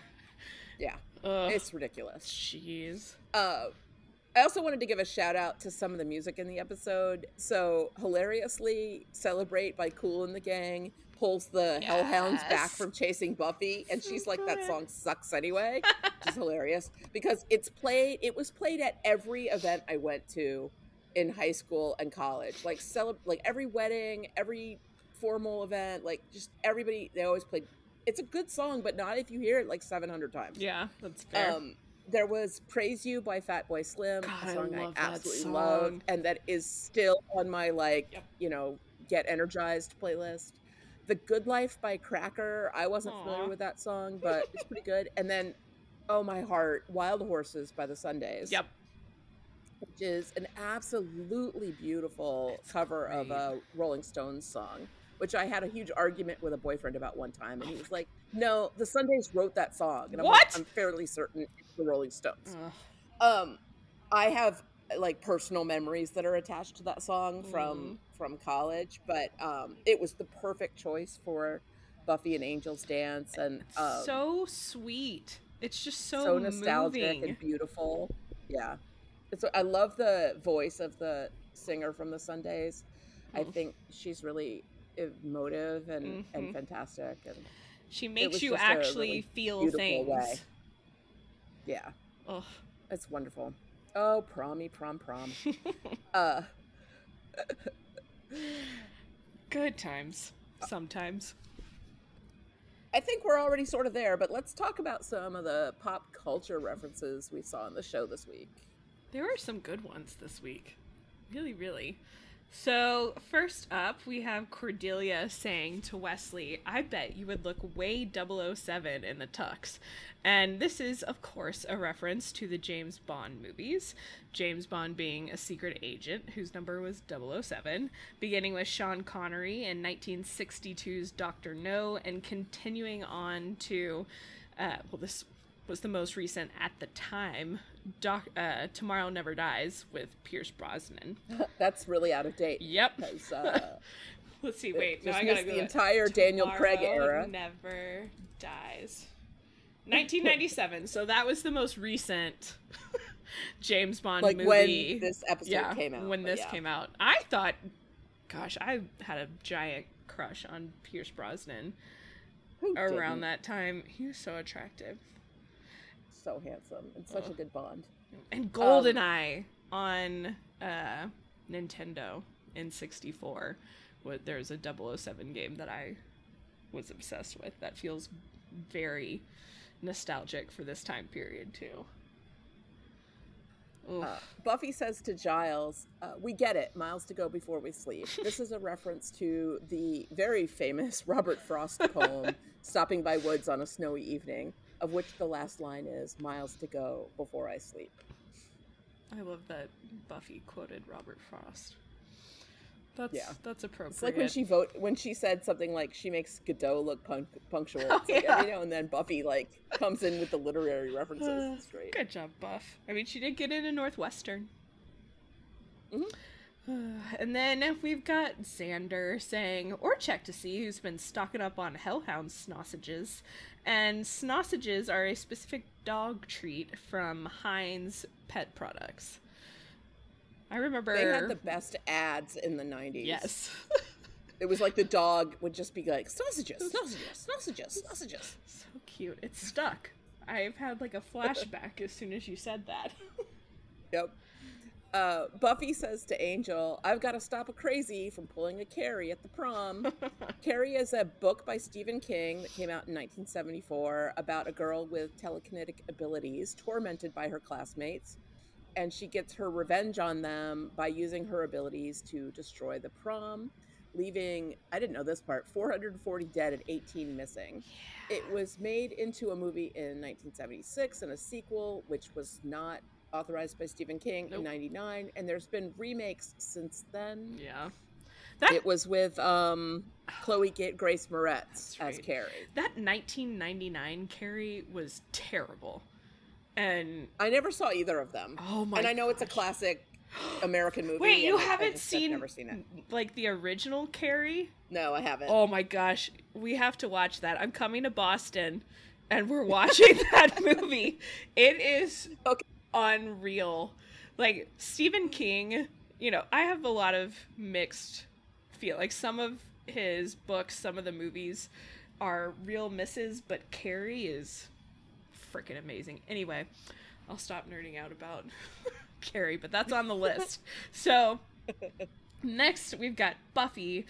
I love this one, saying, "Now I'm gonna lock you in here and then I'm gonna party like it's 19." And of course she was about to say 99 in reference to Prince's song 1999, released in 1982, and the chorus includes the words, "Tonight I'm gonna party like it's 1999.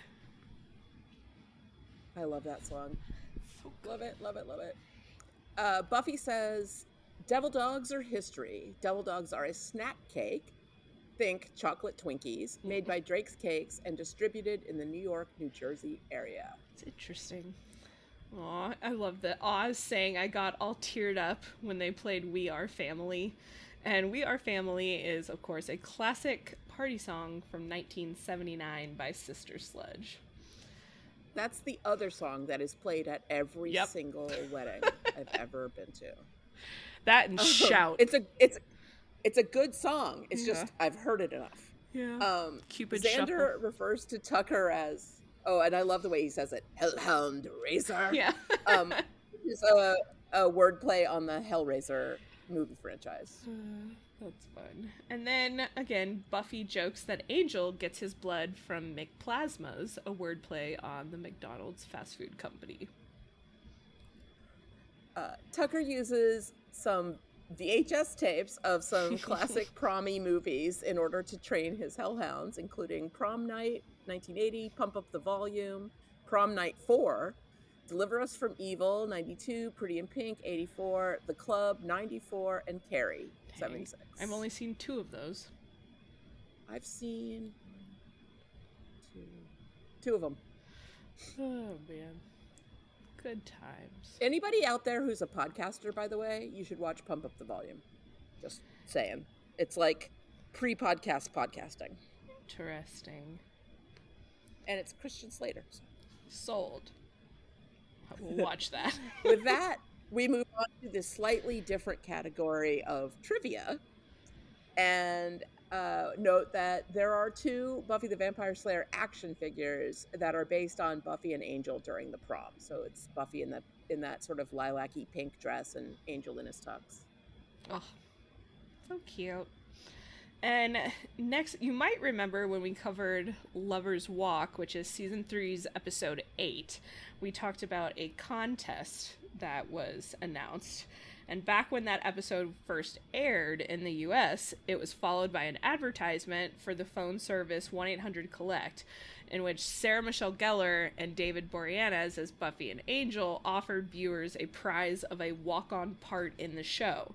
And so the winner of that competition was a girl named Jessica Johnson from Maryland, and she won a 3-day trip for 2 to participate as extras in this episode of The Prom. That would have been so fun. Right?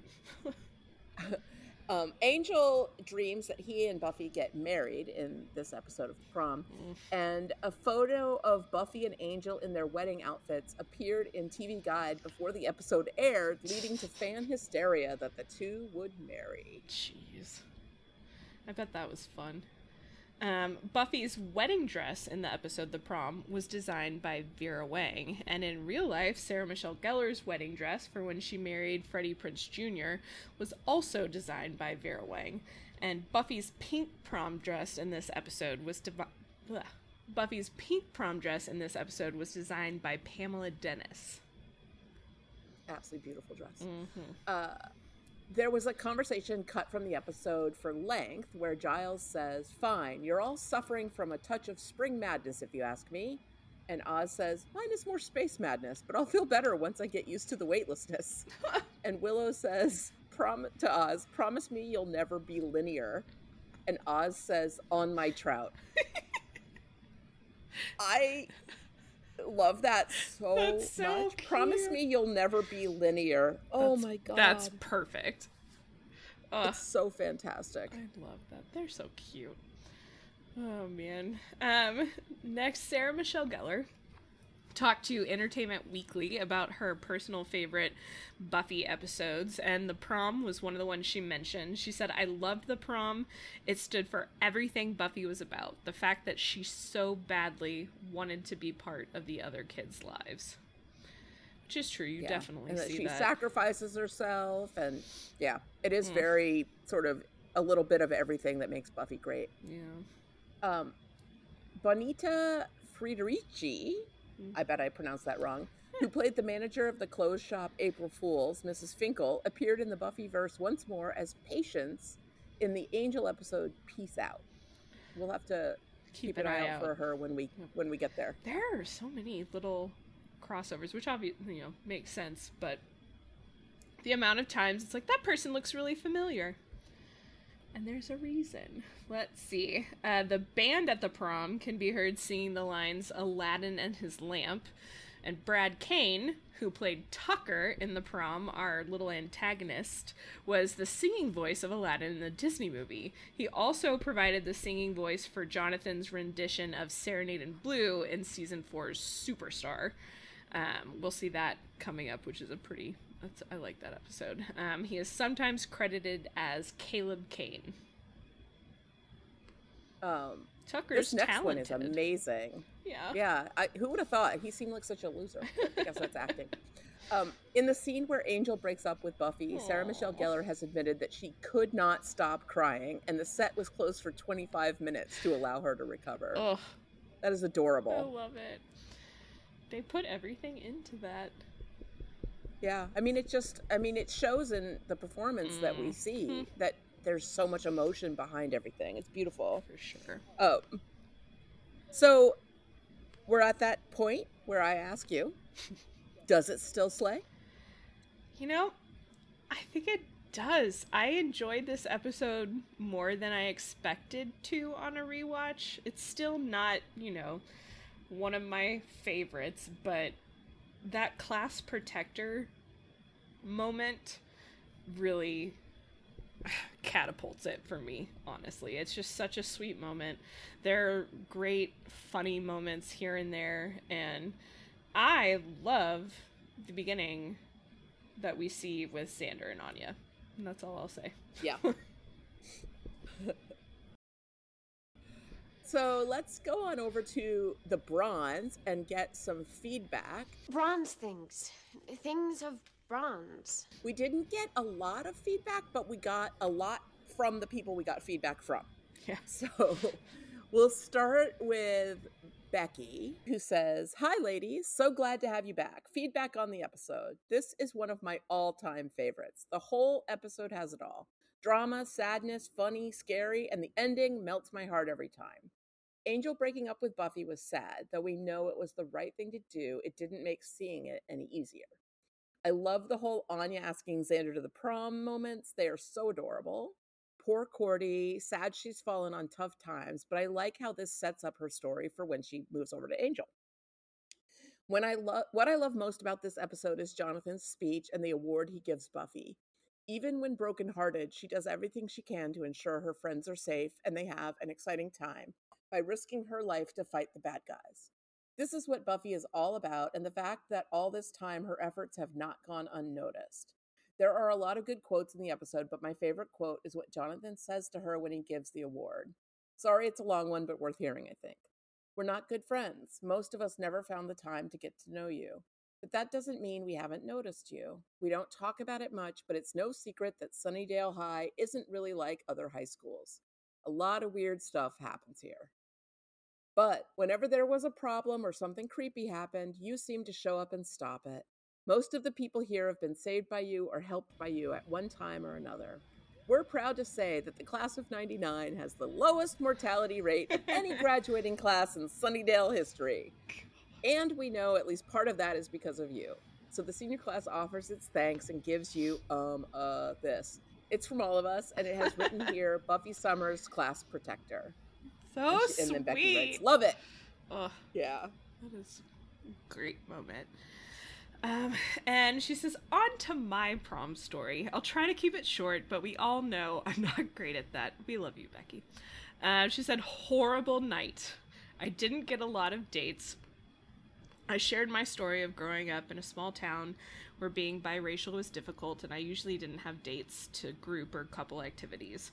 So having a date to my senior prom was very important to me. I asked a guy who is in our friend group. We'd gone out a few times, just the two of us, and I had a major crush on him. He knew it too. He agreed, but he did not make it a fun night. Well, boo. I almost don't do that to our Becky. Yeah, I've got to watch myself on cursing when reading feedback. It slips out way more easily. Yeah. Like, that guy. So she said, 1, I had to pay for his tux and get my own corsage. Ugh. 2, he came to my house for pictures, but he wouldn't ride with me to the prom, so we took separate cars. What? What? I hate this guy. 3, he wouldn't go out to eat with me before the prom like our other friends were doing. Does this guy just not like fun? 4, after only 15 minutes of being there, he started bugging me about leaving. I had to beg him to at least give me one dance. 5, I gave in later and we left early and drove separately to our friend's cabin where the after party was to be. Of course, we were the only ones there because everyone else was still at the prom enjoying themselves. We didn't have keys to get in the house. Oh my gosh. So I sat in his car and waited. He laid his seat back and went to sleep. Oh my gosh. This guy is so poor. I hate this guy. Well, and I hate that Becky, you did didn't not have deserve like this. a smartphone and Uber at the time to like get the hell out of there. That sucks. And she said, "Oh, she did." Right, keep reading. Oh God. Oh yeah. So I sat there embarrassed, angry, and sad. After about 30 minutes, I said, "Fuck this," got in my car and left. Good for you, Becky. On the way out, 6, on the way out, I took a wrong turn, oh God, and ended up in North Carolina about 35 minutes out of the way. That only added to my anger. I turned around, and once I got close to home, I stopped and got a bunch of junk food. I arrived home hours earlier than my curfew, so my mom knew it didn't go well. She didn't like him, and I should have listened to her. We've all been there. She said, She gave me a much-needed mom hug and curled up with me to watch movies and eat junk food. Oh, that's very Joyce of her. I love that so much. That is so sweet. It was at this point in my life I learned it's okay to do things on your own. I often think if I'd gone by myself, I would have had so much fun. This is my favorite part. The only good thing about that night is he had good weed. Which might also explain the why junk he fell food asleep. Too. Yeah, that makes that junk food food extra sweet. Oh, that's fantastic. Becky, you didn't deserve a date like that, but your description of it is so funny and well written. So thank you for sharing it with us. That's one of those things hilarious. That is funny after the fact. Like, after you can get over being treated that way. Yeah, exactly. He didn't want to go out to eat? Whoa, man. Thanks, Becky. We love your feedback. Please never stop. All right, we got 2 voicemails. I'm going to play Anwen first. Okay. Hi, Penny and Cara. It's Anwen. The Prom. What a great episode. I really love it. It's one of my favourites. Has a bit of everything. Has action with the monster of the week. Has the through story with a lot of character development. We get quite a bit of humour. I love the kind of truce that comes between Xander and Cordelia. He buys her that dress. It's really lovely to see. We don't have prom in New Zealand. We have the formal, but it's pretty much the same thing. And I wore a beautiful dress to my formal, which I made myself because so cool. Back in the early 90s, very early 90s, you couldn't really buy ball dresses easily, so everybody made their own. We all knew how to sew from sewing class at school. And I had a black velvet bodice with a sweetheart neckline and a princess waistline with silver puff sleeves and a silver skirt. And I would really like to know what each of you wore to your prom, if indeed you went to prom. The other fashion thing that I love from the episode was all the little twisty hairdos with the tweed twists and the little silvery sparkly clips. It is so 90s. Absolutely love it. Anyway, love what you do. Can't wait to hear the final 2 eps of this season. And moving through, can't believe that we're going to be on season 4 and a whole new adventure. Bye. Love it. Bye, Anwen. And Anwen is one of the people who sent us a picture and we posted it on Facebook. She looked so adorable good. in her princess dress. And I took one look at that dress and immediately emailed her back and was like, was that really hard to sew? Because that silver fabric was like slippery and stretchy, and it must have been such a nightmare to work on, but it looked fantastic. Awesome. The dresses that you and Anwen wore are the type of dress that I still picture in my head when I think of prom because of all the movies that I watched growing up. Like my prom dress was, I mean, it was like a fitted silk dress that was mermaid, so the skirt kind of flared out in the end, and it was all kind of like ruched and gathered. It was a really nice dress. I really loved that dress. It was like this baby blue silk, but it still doesn't really feel prom to me. Like, I still associate prom with more of like puffy sleeves and maybe some taffeta and velvet and more fun. Sort of a little bit more fussy. Yeah. My dress, I shopped and shopped and shopped. I could not find a prom dress that fit me right. I'm quite tall and broad-shouldered, and so I had this problem where dresses just would not fit my like across my shoulders or my back, or they would be way too short so that like my breasts would pop out. Oh yeah. So I ended up having a dress made, and I picked out this like deep emerald green taffeta, which is another very difficult fabric to work with. I love that color. I found like a seamstress who did custom work. I don't know how I found her. And she was weird and kind of scary, and her house was kind of scary. And I had to go there for lots of fittings and stuff. But the end result was a dress that I liked and that fit me perfectly. That's nice. And it had a full skirt, and I had like a petticoat underneath, with like crinolines. And I put my hair in a French braid, which now I know is not actually the best style for me. And I had curly bangs back then, and I don't know. The hair situation was not great. I didn't know how to put on makeup, so I just I don't know what I was doing. Yeah. And so you can see that in the picture. I don't look all that fancy, but the dress, I wore to 2 different proms, so I really feel like I got my money's worth out of that. Because of course, when my friends decided we were gonna make prom a joke senior year, I was like, I'm not going through the dress thing again. Yeah, no. I'll just wear the same dress I wore last year, and it'll be fine. I love it. My prom date was from another high school. My junior year prom date was from another high school, and my senior year prom date was from another high school. And I met him because we both worked at the Gap at the mall. So Aww. 80s. And we had been hanging out a whole bunch. Not really dating, but just hanging out a lot. And I remember this so clearly. We were at the gas station, and I needed gas, and he was like, "I'll pump your gas." And I was like, "Okay." And he jumped out of the car, and he was pumping gas, and my friend Laura was in the car with me, and she was like, "You should ask Dan to prom." And I was like, "Oh, that's a great idea." And I just rolled down the window and was like, "Do you want to go to prom?" And he was like, "Hell yeah." That's fantastic. And he was a fantastic date. He was a lot of fun to hang out with. We're still friendly. I still see him sometimes. He lives in Maine, I think, now, but for a while he lived in Somerville, which is the town I live in Massachusetts. Aww. And I would see him around town. He's a musician, and for a while in the mid-90s, he was often playing in public places. He was busking, right? So I would be waiting for the subway or something, and I would hear "Penny, hey Penny" over an amplifier. I'd be like, "What?" And it would be Dan playing guitar in a subway station or something.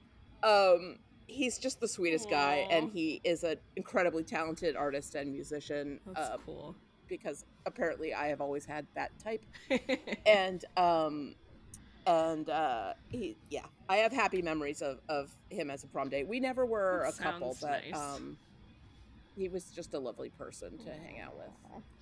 Man. I got lucky. Senior prom was a lot of fun. Junior prom was fine, but senior prom was really fun. That is just iconic, showing up in a school bus like that.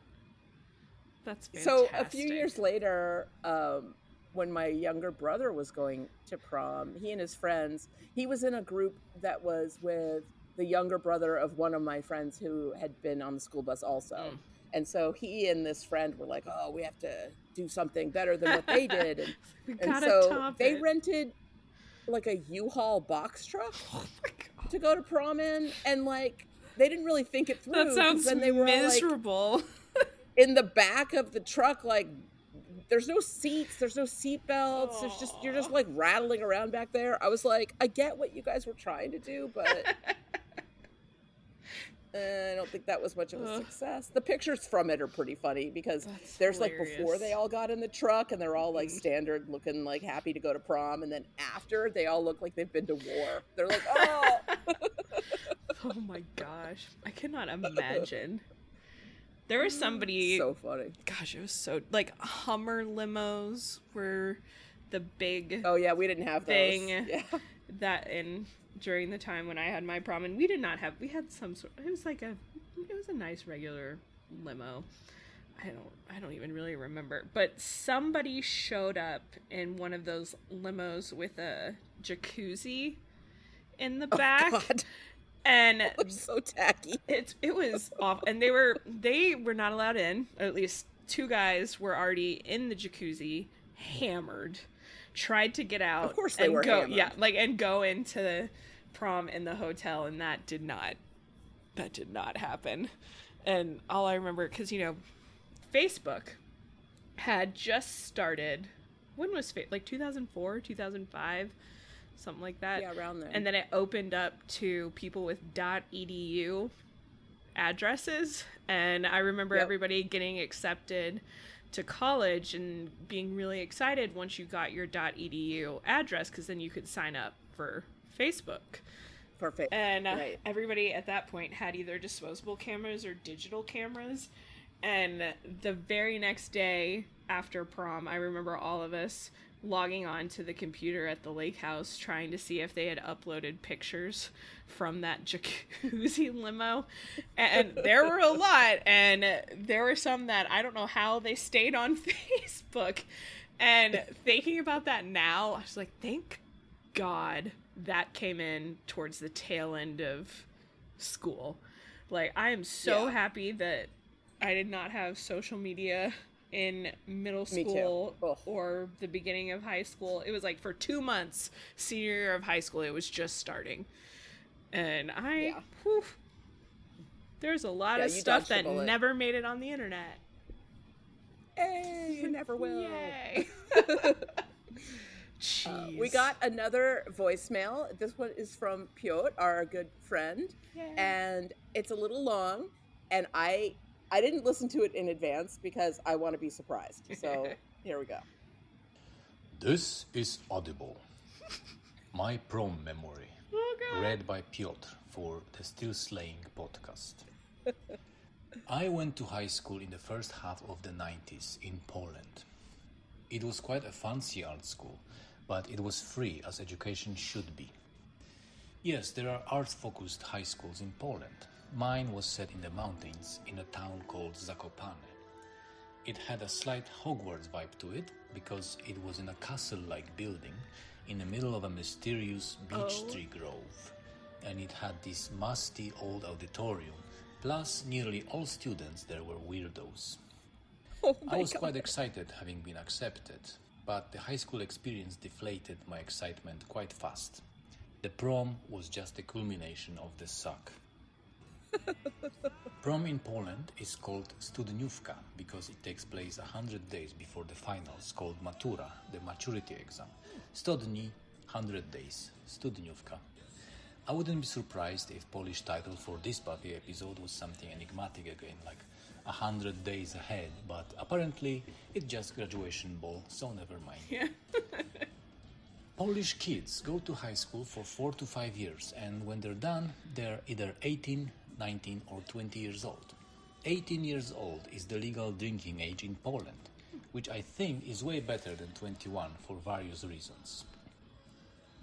This means that the studniówka is an actual booze-infused grown-up party with not much chaperoning involved.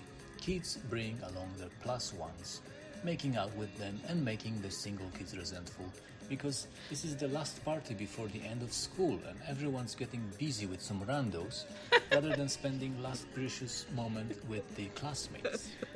I, for one, hated that disconnect, but part of it was pure jealousy. I was one of the singles, of course.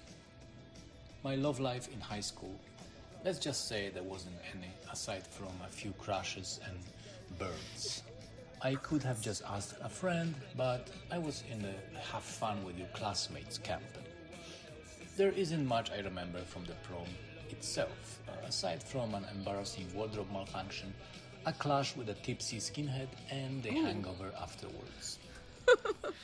Let's start with the wardrobe malfunction. I needed a suit for the party, something elegant. At the time, my family was struggling, and I didn't give a rat's ass about clothes anyway, so my dad offered to lend me his brown suit. It was way too big. I looked like a scarecrow, but it didn't bother me. I just needed a belt to keep my dad's oversized pants on. The belt malfunctioned about half an hour into the party, and I had to run to the nearest restroom while holding up my dad's pants. There was no way out of this one. The belt was useless, and the pants were about 3 sizes too large. Luckily, one of my classmates' suspenders were purely decorative, so he was kind enough to discreetly lend me his. It was either that or people needed the bathroom to become accessible again, and something had to be done. Now, the skinhead thing. Our school had somewhat highly developed network of white nationalists, skinheads, and Nazi punks. They were recruited and inspired by our own gym teacher, who was an active Nationalist Party member. They were basically buds, and the attraction to the cause was strong among the clueless kids. It really had the American History X vibe to it. One of the skinheads got tipsy and aggressive at the prom. When I was dancing with a classmate, another one of the singles, the skinhead approached, broke us off, and whispered into my ear, "Move away from the girl, I'm stronger than you," and sort of forced me out. Jeez. So I moved because my fighting spirit and skills in high school matched my love life score. Plus, even if you successfully fend off one skinhead, you had the whole swarm of them to deal with later, not to mention the slight possibility of your gym class failing grade. It later turned out that the skinhead in question tried to start something with a number of other guys, including some of the younger teachers. Was he suspended? Did he face any consequences?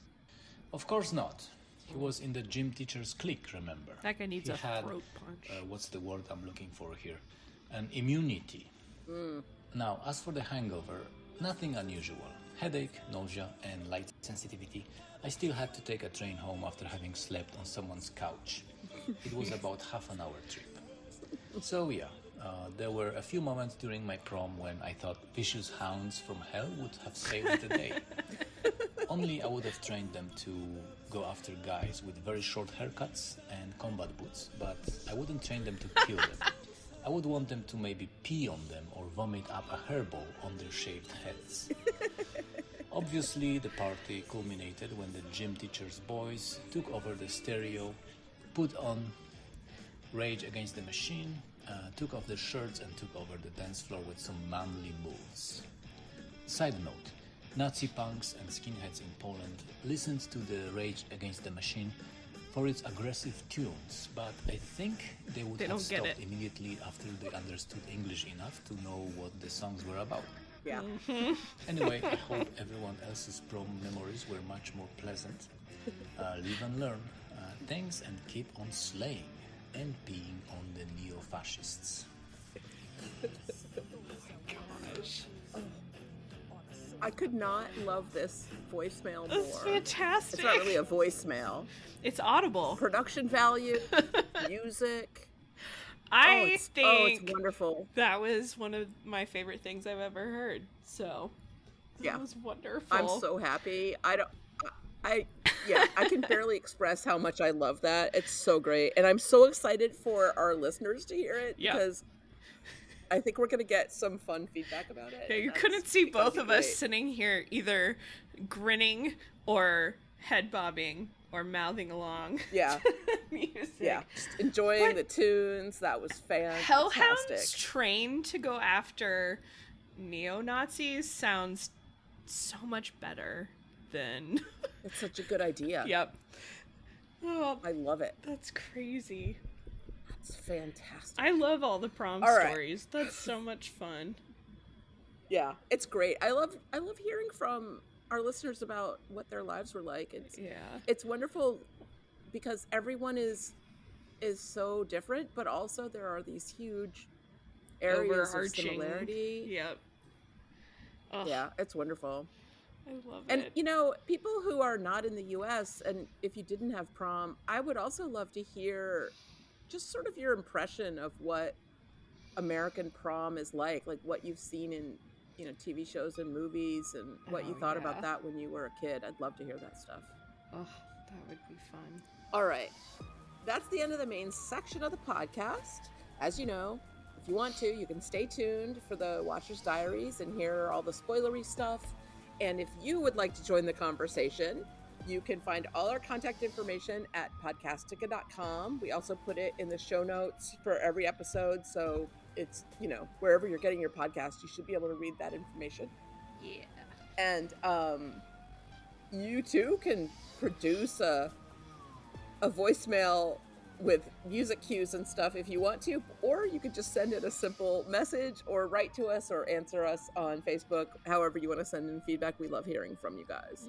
And if you go over to podcastica.com, you're going to find links to our social media pages, but also all the other great Podcastica podcasts that are going on right now. And I just want to give a shout out to a new one on Podcastica, which is called Let It Rip. And it's covering the Hulu show The Bear, which I had to try 3 or 4 times to get into because the first couple of episodes are really stressful with like people yelling at each other and stuff. Yeah. But I urge you to try again if you're in the same boat, because when you get past that, the writing and the characters on the show are so honest, and the issues that are being covered are so interesting about interpersonal relationships. And the podcast Let It Rip is delightful.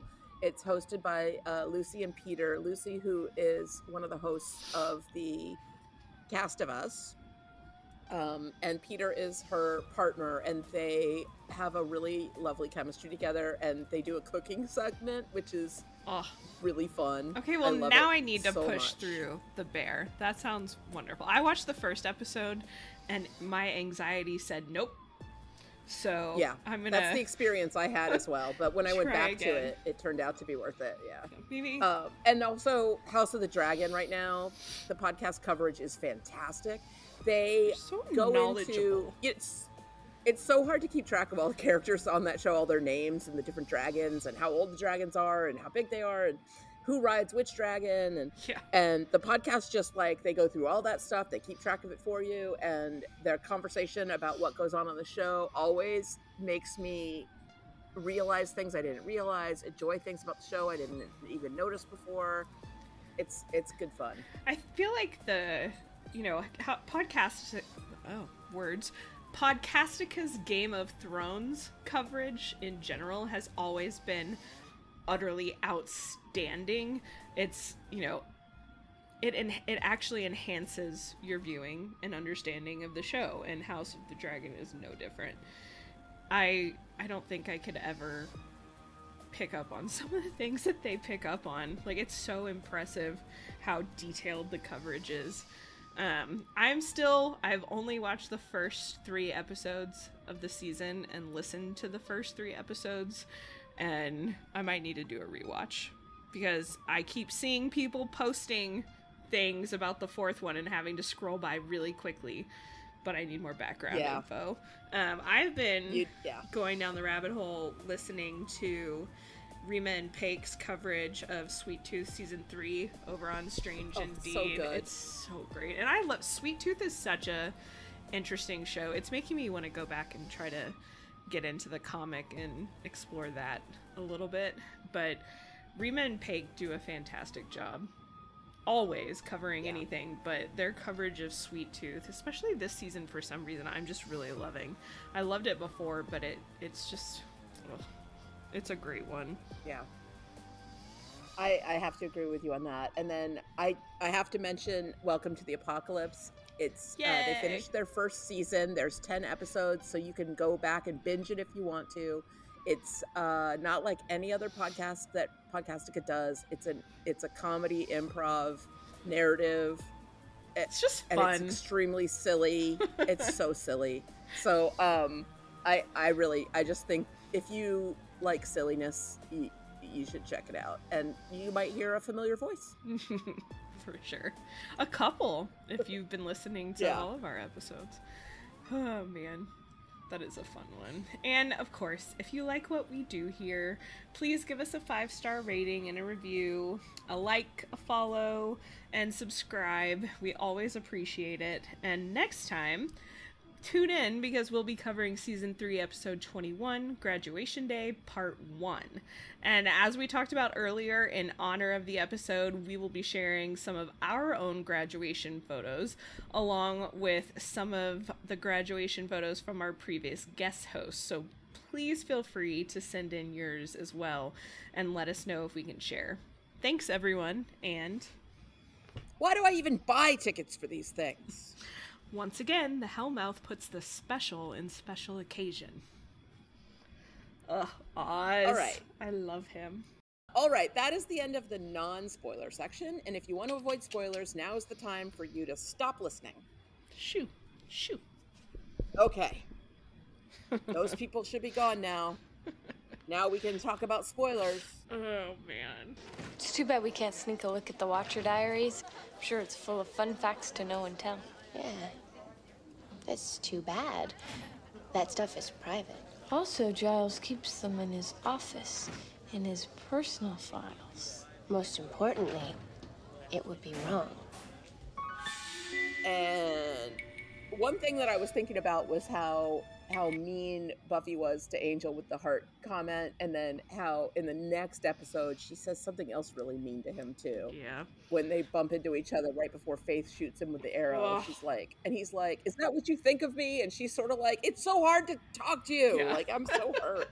It's such a bad, the timing of that is just awful. And freaking it's so painful. Faith, poor Angel. And when she and Riley break up in season 5, she's mean to him too. Oh, God, she is really mean to Riley. She's really inconsistent. Anyway, yeah, we have plenty of time to talk about Riley, but I had to geek out a little bit over the beginnings of Anya and Xander more, because oh my God, they're such a fun couple. It's just like they're already bickering, like, and they're doing it in such a fun way, and they do such a good job playing off of each other, and it just feels so lived in already watching them interact. I don't know what it is, it just makes me so happy, and it's a perfect way to start. Like, I love that they were high school prom dates, and Xander gets his own demon experience that doesn't turn up, she doesn't try to kill him like any of the previous monsters that he's been romantically linked to. Take his head off or suck his youth away. Yeah. Good for you, Xand. And she's beautiful and hilarious. So she's so funny. She's so funny. He's good. And then we get revealed in season 6 that she's also like a really good dancer and singer. Yep. Like really good. Oh man, that's gonna be a super fun episode. But it's I think it I don't know, like I don't think it's a coincidence Xander and Anya kind of getting together with Xander's humanity coming through. In one sense, like, he probably feels a little bit better now that he has a prom date, and it's and she's pretty. Yeah, so he's pretty shallow, so he's glad that she's like a babe on his arm. So he can be nice to the cynical part of me. Is like, well, okay, now you're gonna be nice to Cordelia because you're all set. You can go and be friendly to her.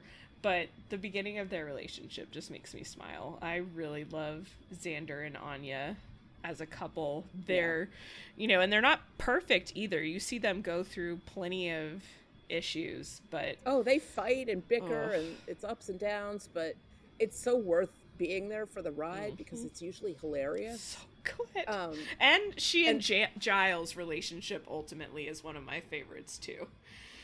Yeah, they develop a really fun rapport. Oh, it's pretty great. So good. I never get over her, and I do this all the time. I do this like under my breath kind of thing when I say something that I don't like. I don't have a date to prom. It's so good.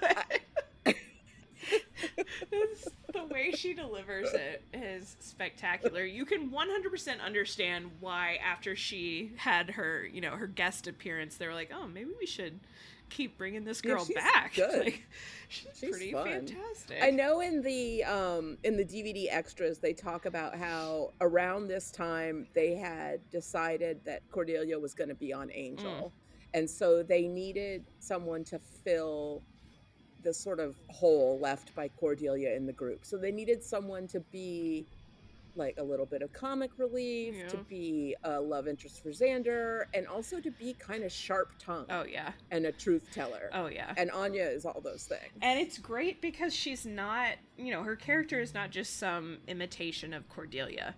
She's very... No, she's so different. Fleshed out. She's her own person. She's, you know... Yeah, she's a person. Yeah. I love how she's like, I have all these feelings, and I don't know what to do with them. I really want to go to prom. Yes. It's so cute. It's just, it makes me, I say this every week, but it makes me want to, like, keep watching just to get more into the Anya stuff. Because she just brings so much life to the show. And I can't wait. And then, of course, you know, foreshadowing with Wesley and Cordelia finally having a little dance and a little moment, which still makes me uncomfortable. Oh, yeah. Like, I Very understand that she's 18 and it's legal. And in real life, she is obviously a grown woman. But it's so creepy. Like, I just like, Wesley, just... Especially because they never tell us how old Wesley is. If he's 23, it's less creepy than if he's 29 or 30 or, you know, older. The way he dresses makes him feel older to me. Right, but he looks and sort of speaks like he's trying to look older. Yes. There's something about the prissiness and the formalness of him that makes me think that he's someone who's like wants to be taken seriously. Oh yeah, 100%. And we do learn about in like further on in Angel. At some point, we meet his father, and we learn that like he's got one of these "you're never going to be good enough for me" fathers. Yeah. And it really explains why he is like that. That he's like always trying to impress people with his like maturity and knowledge and. It's never gonna impress the Scooby Gang because they're all operating in this completely different vibe where it's not about credentials and it's not about being like rule following and stuff. Well, he gets to have his moments when he goes and joins, you know, Angel and Bessie. I love Wes on Angel. He's great on Angel. Fantastic. He has a really fun character arc. Yep. Like so many different things happen. Ugh. Let's not go there. That's too sad. I can't. But the ending, the last season of Angel has some. Oh wow, some big moments. Yep. It'll be fun. Yeah, and what else was I gonna say about Buffy being mean to boyfriends? Because I think she's also mean when she's like with Spike. But Spike gosh, she says some really cutting things to Spike, like there's that particular episode in the future where they make Spike, you know, do something that I think is completely out of character. We're going to talk about that a ton once we get to it. Yeah. But their dynamic is so intense and interesting that I feel like some of the cutting things she says hit harder with him because of that intensity. Because with Angel, you're like, oh, she's hurt. You know, she's acting out. Yeah. She's just hurt. It's another level. But sometimes she's mean to Spike, like he's her like puppy kicking, like he's so in love with her. Yeah, and she kind of on some level thinks that he can't be hurt, or it's a little bit like he's not real to her. Oh yeah, he's not a whole person, and so she just treats him like the dumping ground for her bad emotions. And she recognizes it eventually. There's that beautiful scene where she's like, I'm using you and it's killing me. Yeah. Oh, gosh. But up until that, she is so mean to him. Mean. Poor Spike. Oh, gosh. I cannot wait. Season 4 has so much Spike. Yeah, there's a lot of really great Spike in season 4. It's so good. And Pedro Pascal. That's true. Pedro Pascal will be in episode 1 of season 4. We could all enjoy that. Will be good. But this episode, I did want to mention, you talk about how this episode brings a little bit of levity and light before Graduation Day, parts 1 and 2, because those are some pretty serious episodes. And it is nice to have a little bit of a palate cleanser, a little, bit of a way to ease into them. But I feel like Prom does such a good job setting up Angel's spinoff as well. They're so intentional about it. And it's kind of refreshing to see a spinoff that makes complete sense. And it just, I don't know, I'm excited about what's to come. And Cordelia, we've already seen a lot of growth in her this season, and that just continues over on Angel. Ugh. And we get, we see Angel, like the when they're mentioning all the evil things or the bad things that happen, and they throw out Snyder, like weird stuff that happens. This time, when I heard the shouting of Snyder, I just immediately pictured him being chomped on by the mayor, and I was just oh. Not for long. He won't be there for much he'll be gone longer. soon. And so will your high school, actually. So seriously, that's nice. It's gonna get blown up. God. Very blown up. So blown up. I can't. The CGI and the effects in that episode are just. Those are some. We gotta just accept that it was a different time, and the snake looks bad, and it's okay. Yep, it works. It's gonna be okay. We'll get through it. But Buffy's kind of campy, so it fits. It works. Yep. All right. I think that's it. I think we're good. That's the complete end of our show. Thank you guys for listening. We love our listeners. Yeah. And until next time, I'm Penny. And I'm Kara. Keep slaying.